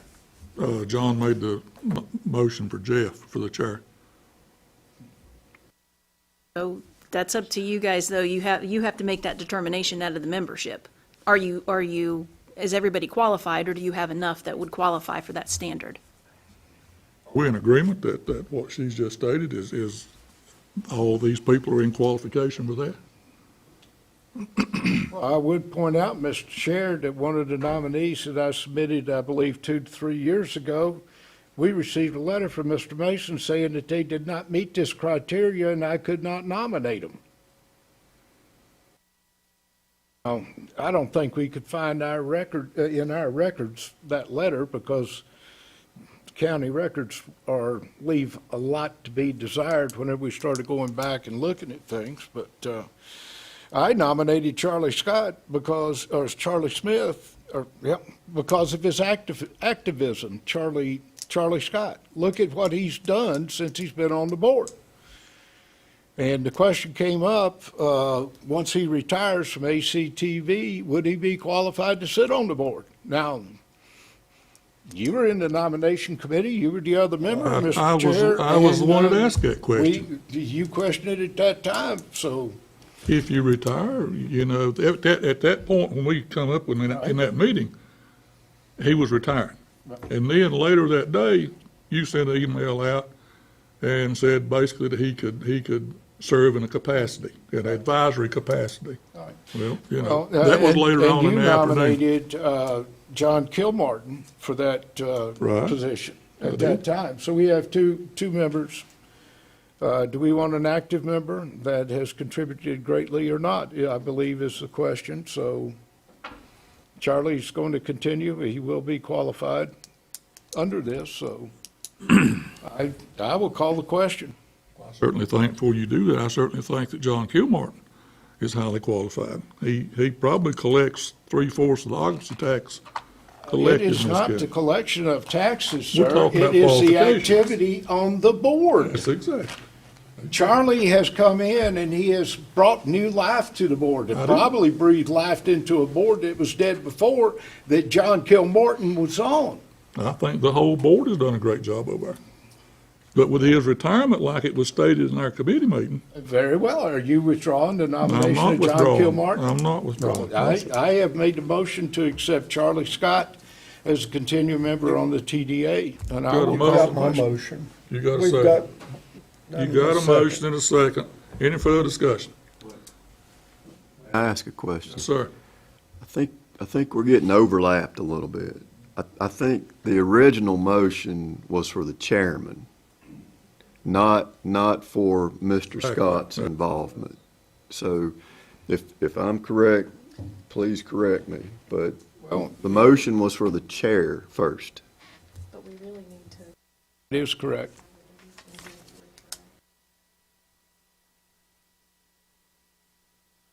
That wasn't the motion. That was, no, the motion was to appoint. And we voted on that. We have a Let's call second the on it. question, the vote for the chair, sir. Got a motion for Jeff for the chairmanship. Do we have a second? I seconded it. We had a different Wait a thing minute, going. he's got a question.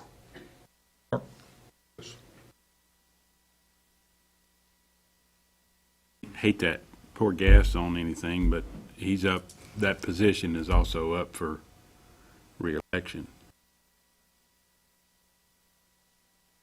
Nominating, appointing him for a chair before we reelect him, I think that may be getting it backwards, but I could be wrong. Do we want back up and rescind that motion? Going by the agenda. We got a motion and a second for Jeff Smith for chairman. On my second, I defer to Heather about Mark's remarks. I would agree with Mark, that the issue I think that came up was that, that Jeff had been, it should have been last year in 2020 that he was reappointed to the board. So before you nominate him as the chair, I think you should reappoint him to the board and then go forward with this motion, so. That's why I was asking to rescind the motion. I rescind the motion. In a second. Okay. Have the floor, the motion's been rescinded. The floor is back open for a nomination for board appointment. I make a motion that we reappoint Jeff Smith for the unexpired term.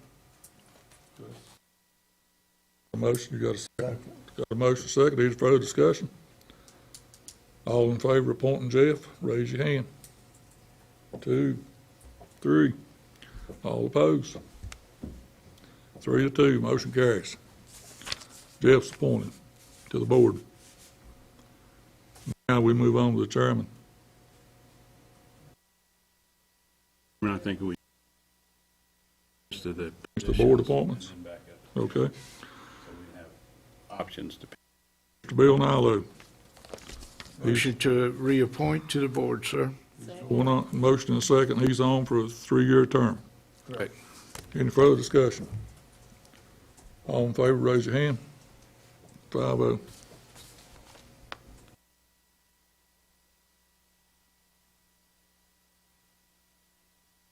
Next up is Charlie Scott. Motion to approve for, A motion and a second. That's also a 3-year term, if I remember correct. All in favor of Charlie Scott, raise your hand. 3, opposed? Opposed, 3-2. Motion carries.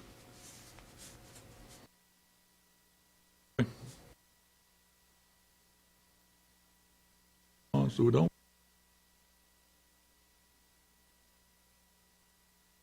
Chair. Motion to accept, to appoint Jeff Smith as the chair. Have a motion to appoint Jeff as chair. Do I hear a second? Second. Do I have a motion and a second? Any further discussion? All in favor of Jeff being the chairman, raise your hand.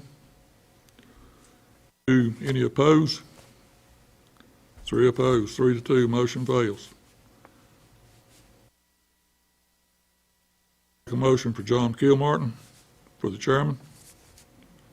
Do I hear a second? John Kilmartin was not in, a recommendation from the I was nomination looking at the committee. wrong thing. Steve Mason, I'm sorry, my apology. I nominate Steve Mason for the chairman of the TDA. Second. Motion and a second. Any further discussion? All in favor, raise your hand. 4, all opposed. 1 opposed. 4-1, motion carries. Steve's the chairman. Okay, that finishes that up, right? That finishes the TDA portion up. Are you still going to look at the Avaya appointment as well? The Avaya, we need to take that up. We stated that that would be in Lisa. the first meeting in December when the board selects the commissioner that will be on the Avaya board, because we've got our organizational meeting, the first meeting in December, sir. It's not on the agenda.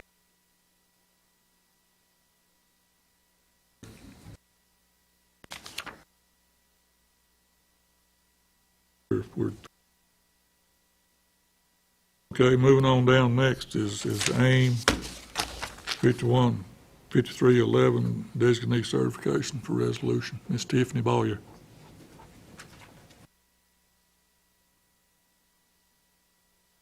Hello. I'm here today to request approval on the 5311 designee certification form. This resolution says that on the behalf of Allegheny County, the Director of Allegheny in Motion is authorized to execute and file applications to provide certification and assurances, execute agreements, and provide any other required documentation for the 5311 grants, and this would be good through 2027. Motion to approve, Mr. Chair. Motion and a second, any discussion? All in favor, raise your hand. 5-0. Thank you. Thank you, Tiffany. Give her time to get the motion up.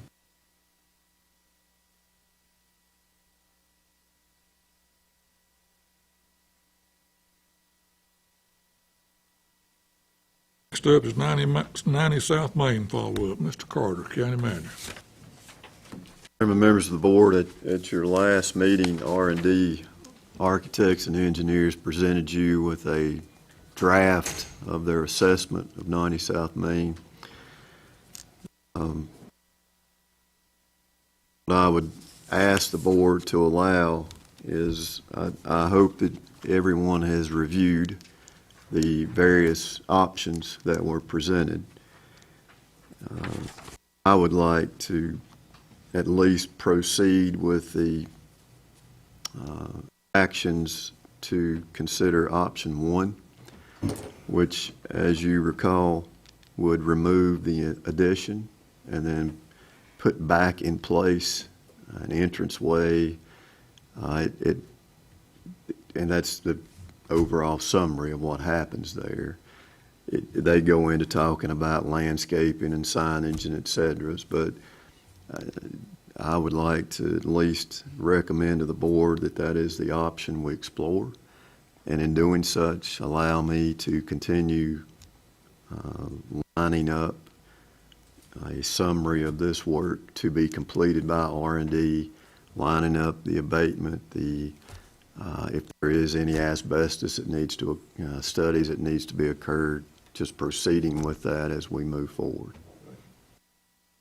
Motion to approve, Mr. Chair, option 1, as recommended by the county manager.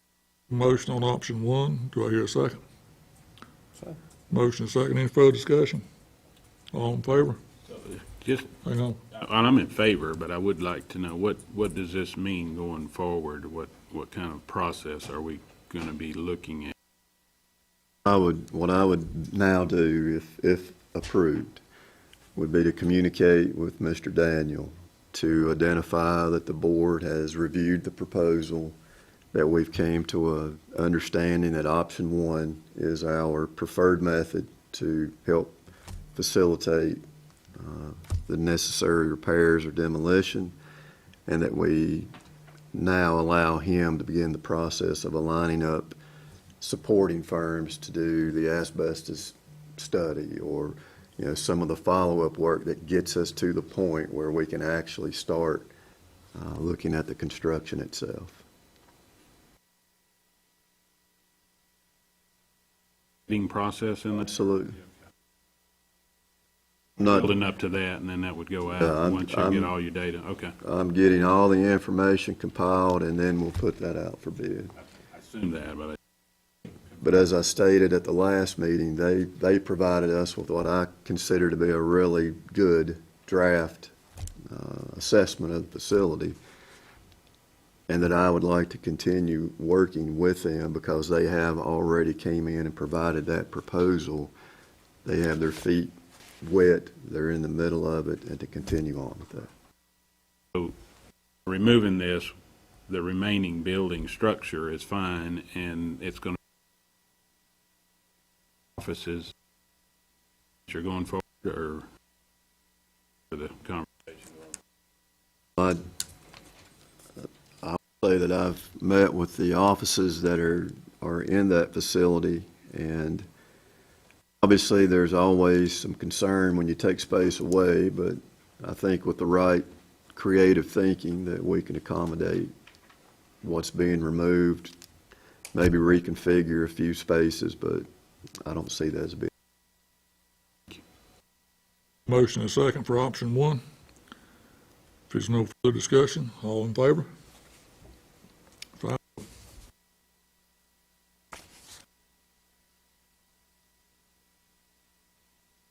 This is ARPA fund appropriations. Ms. April Ham, Finance Officer.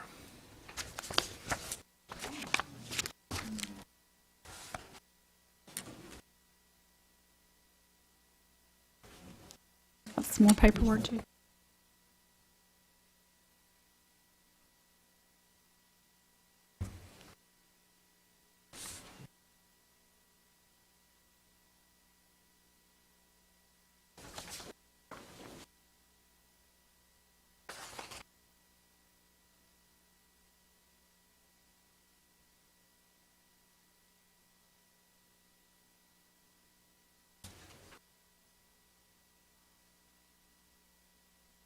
What I've handed you is a summary.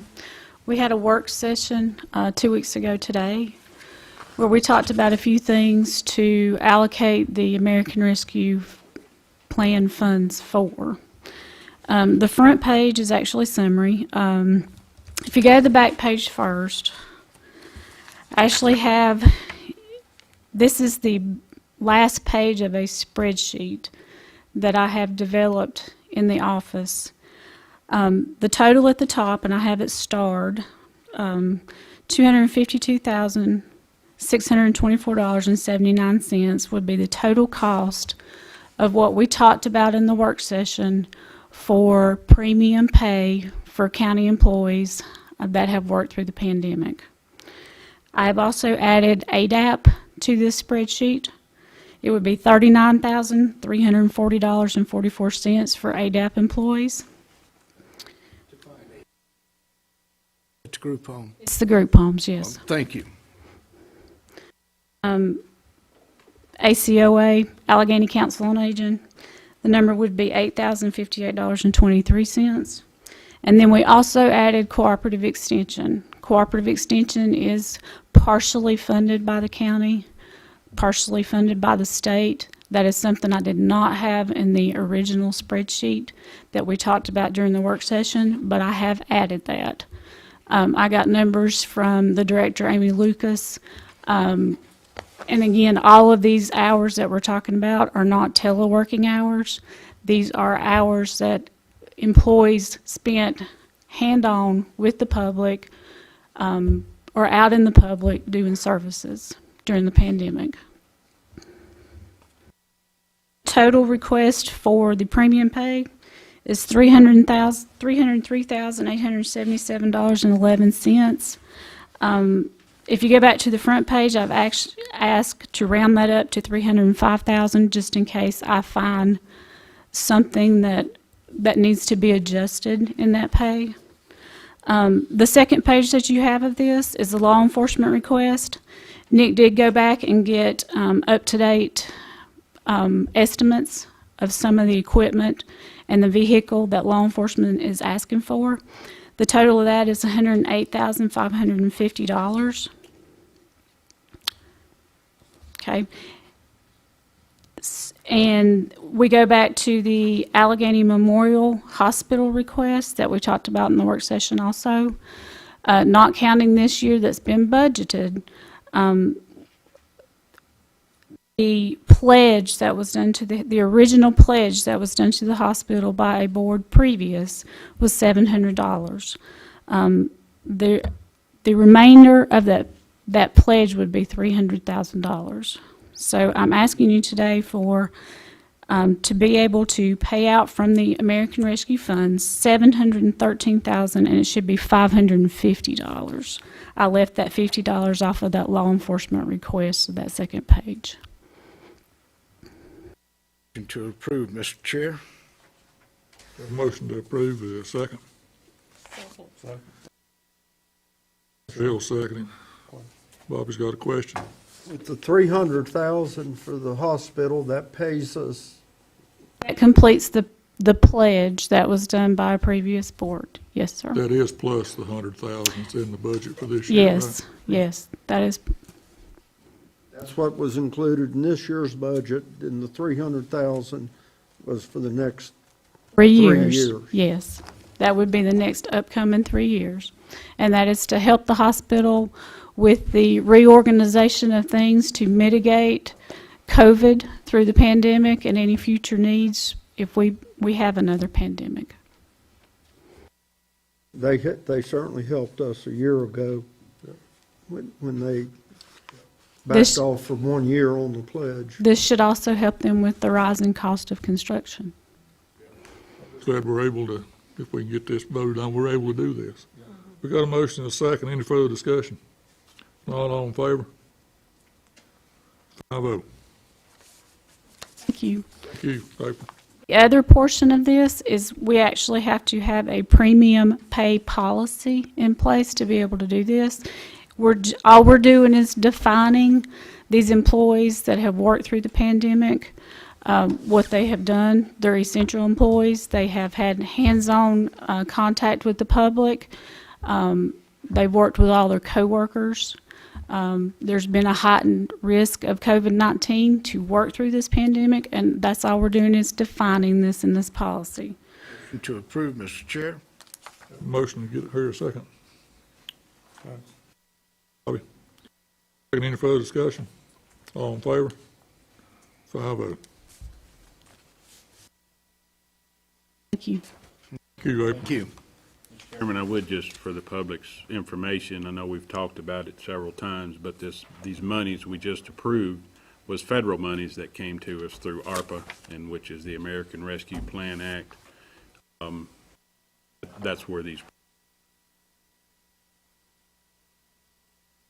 Thank you.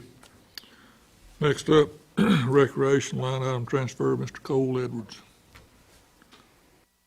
Again, afternoon. Before I just come up here with my handout, just give you a little update on the disc golf course. As you're all well aware, I inherited that disc golf course, and I think maybe that was started 2, maybe 3 years ago. In this past month, I've made that a priority to try to complete. Noah and myself have went in there and cleared out all the fairways, and that consists of dropping trees, probably 50 or more trees that we've dropped, trimming bushes, weed eating, basically just getting it playable. We've also, during that time, created 11 of the 18 tee pads. 7 of those T-pads are going to have to be platform, and those will have to be built with lumber. In the past, I know it was discussed that concrete be used for the T-pad. Found another alternative with rubber. One, it's going to be much easier to deal with, less labor intensive. In some of those areas, we're not able to get any heavy equipment to dig out and level T-pads.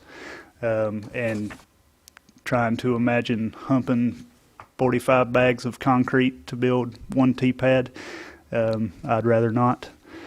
So with rubber mat T-pads, I think it would work a lot better, and it's going to be a lot cheaper as well.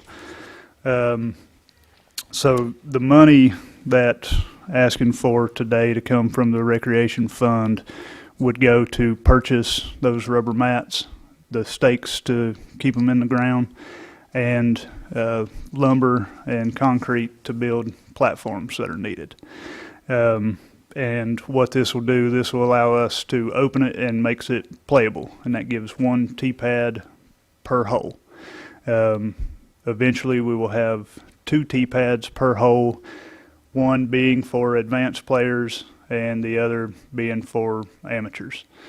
And hoping that once we're open, we'll be able to hold tournaments, and then that will provide for future funding needs, and we won't have to come and ask for funds. We have also got updated, and the packet that I handed you earlier, those are taking screenshots from it's called the UDisc app. And the app is totally free to anybody who downloads it. And you can find Sam Brown Park listed on there, and you can pull up what I've given you. UDisc is providing us with a banner to place at hole number 1, and it's got a scannable QR code. So anybody that comes up to the first hole, they can scan that code with their phone, and it pulls up our course. So then that gives you access to the scorecards and the course map. And it uses your location, so as you're playing, you can follow along right on your app, and it shows you exactly where you're at. It'll also tell you your distance from the basket, and all that's totally free. There is a pro version that you can pay more money for, and there's more features available with that. We also have lined up 2 gentlemen that have a YouTube channel, and that's all they do is go around and film disc golf course, and they have thousands of followers. And once we're ready for them to come up, they'll video the course, and then they'll put it on YouTube. And after that, we should see traffic almost daily playing there. And from people who are into disc golf, I'm not one of those, but people who play it regular and play courses around us say that we'll have one of the more difficult courses in our area. So we should see plenty of traffic from that. Y'all have any questions for me? Questions, comments? Where is the 5,000, out of what pot of money is that coming from? Recreation Fund, the Beamer Fund, which is now named the Recreation Fund. What does that leave us for a balance in the Beamers? That would leave 98,364. Will be the balance. Be the balance after the 5 is taken out. So I know that y'all have historically given money to this project, and you know, I'm coming in here at the tail end, and this is just to get us to the finish line. Other comments? Do you hear a motion? So moved. Second. Motion and a second to transfer of funds. All in favor? 5-0. Thank you. Thank you. Next is the Christmas tree and Luminary walk, Courthouse tree. It's been brought to my attention that the Sievert's Christmas Tree Farm is donating a 15-foot tree for this purpose. And also the high school vocational class, Jamie Vestal has agreed to set up the tree. We'll be requesting assistance from Charlie Scott, Jeff Smith and Sparta Lights and Entertainment to help with the hanging of the lights of the tree. But this has not yet been confirmed, but I assume it will be. And they're going to have a Luminary walk, and it doesn't explain just exactly what that is. They're still working on that. It's something up the walk, I think, going into the courthouse. I need a tree on the courthouse lawn, I think. Is this planting a new tree or just? No, it's a Christmas tree. Yeah. Christmas tree. It'll be taken down Yep. February, March, whatever. Yep. So we need a motion on that. So moved. Second. Motion and second, all in favor? 5-0. Telephone internet consideration. We need to back up and finish some unfinished business from the last meeting we had with telephone internet providers. Need to rescind the vote, need a motion to rescind from last month's. On the advice of counsel, I make a motion, I move to rescind the motion relating to the bid on the telephone system, which was voted on 1 November in the year of our Lord 2021. Have a motion, do I hear a second? Second. Motion and a second, any further discussion? Not all in favor, raise your hand. 5-0.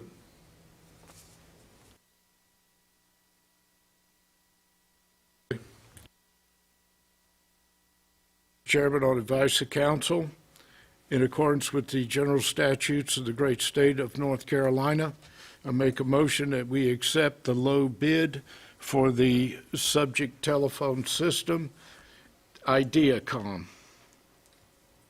A motion to accept the low bid from Ideacom for our telephone internet service. Do we have a second? Bobby seconded that. Any further questions, comments? Hearing none, all in favor, raise your hand.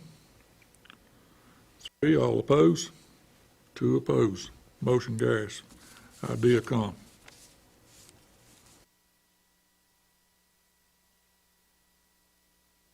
Moving on down the consent agenda. Miss Rita Miller. Miss Rita Miller ain't here. She's not here today. She's in training, but she provided the consent agenda for your consideration today. Okay.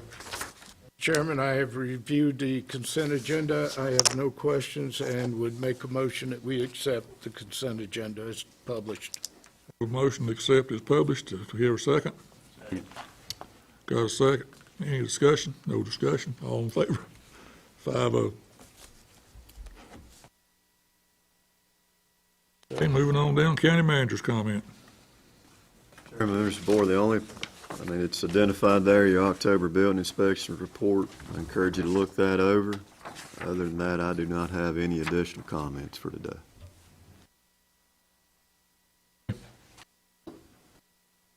County manager comments. Mr. John Irwin. Yes, I would like to remind people that whenever you, watching government in action is kind of like watching sausage being made. Little points can turn into major roadblocks. Whenever you don't listen to advice, you can get yourself in trouble real easy, and you have to go back and rectify. A lot is going on today. I hope people take note of it. I feel that whenever you're appointed to a committee, you devote yourself to the committee by showing up and participating and trying to get something done. I don't like people that want to fill their resume so that they can look good or say that I am X number of committee members and things of this nature. If you agree with me, on December the 6th at noon, you can file for county commissioner. If you have any doubts about your parentage or your, where you come from, a file, you'll soon find out. Somebody will tell you. Now, you have until noon, December the 17th. Thank you, Mr. Chairman. Thank you. Commissioner Luckman. A lot has gone on today, indeed. I believe in taking care of our own people. I believe in shopping local, and I believe in our local internet and telephone provider, which is SkyBest, who provides jobs to our county and also returns money to our tax base and not the tax base of Greensboro, North Carolina. All I have, thank you. Thank you. Commissioner Evans. I don't have a lot to add to anything, but this time of year that we're going into, we need to stop and recognize all of our volunteers who give and have given so much of their time, their resources, throughout different aspects and different areas where they serve. And that goes to say a lot of our employees and the county employees, and as well as the town, go above and beyond so much of the time to meet the real needs and the issues here in the county. I very much appreciate that and just want to give a heartfelt thank you to all who are serving to help to provide and meet the needs of the. Thank you, sir. Commissioner. I'd like to thank Parks and Recreation, Maintenance Department, and the town of Sparta for helping with the Veterans Day ceremony at the Veterans Park. Everything went off well. The weather was nice. Parking lot, everything was cleaned up, and bathrooms were open, back gate was open. We had a good crowd, and I want to thank them. They did a lot of work on their day off, and I'd like to thank Michael Carter for attending the ceremony. The commissioners that did, I want to thank them. Then also, I try to end all my talks with the brick sale is still going on. The brick sale is for any veteran. That doesn't matter if you're from Allegheny County or if you're from Washington State or New Hampshire. If you want to recognize someone that served in the military, that includes the French Indian War or the American Indian Wars, Revolutionary Wars. We've got Civil War people. If you want to recognize any of them, we welcome. That's my speech for today. But please buy those bricks, and it would also be a good Christmas present for somebody. We'll have them installed next Veterans Day of 2022. Thank you. Thank you, sir. I just want to comment on the telephone internet bid today. It was taken very seriously. And as a governing body, we're governed by the general statutes of North Carolina. And it specifically states it out very plainly, your obligations to taking the cheapest bid. And you can't not bid for a company just because you don't like them or they're not local in my mind. And coming from that, his commissioners have taken this very seriously, and I believe the actions that's taken today was in the best interest of Allegheny County, because we was backed into a corner on this today on the telephone internet. That's all I have to say, with the exception of Christmas parade. I believe it's the 27th of November at 2 p.m. Sponsored by the Chamber of Commerce, and I too want to recognize all the volunteers across the county. The fire departments stay pretty busy anymore. Somebody's doing something about all the time with accidents and this and that, and ambulance service and everybody. But from top to bottom of the list, it's a very heartfelt thank you to all our volunteers and committees. There's all kinds of ways to volunteers, and they all need recognizing for what they contribute to the county. I want to wish everyone a happy Thanksgiving Day. This is our last meeting before Thanksgiving. I hope everybody has a blessed and safe holiday for that. And that's all I have. Ms. Klein, Mr. Carter, Ms. Todd. Motion to adjourn. Here's a second. Thank you, folks. All in favor?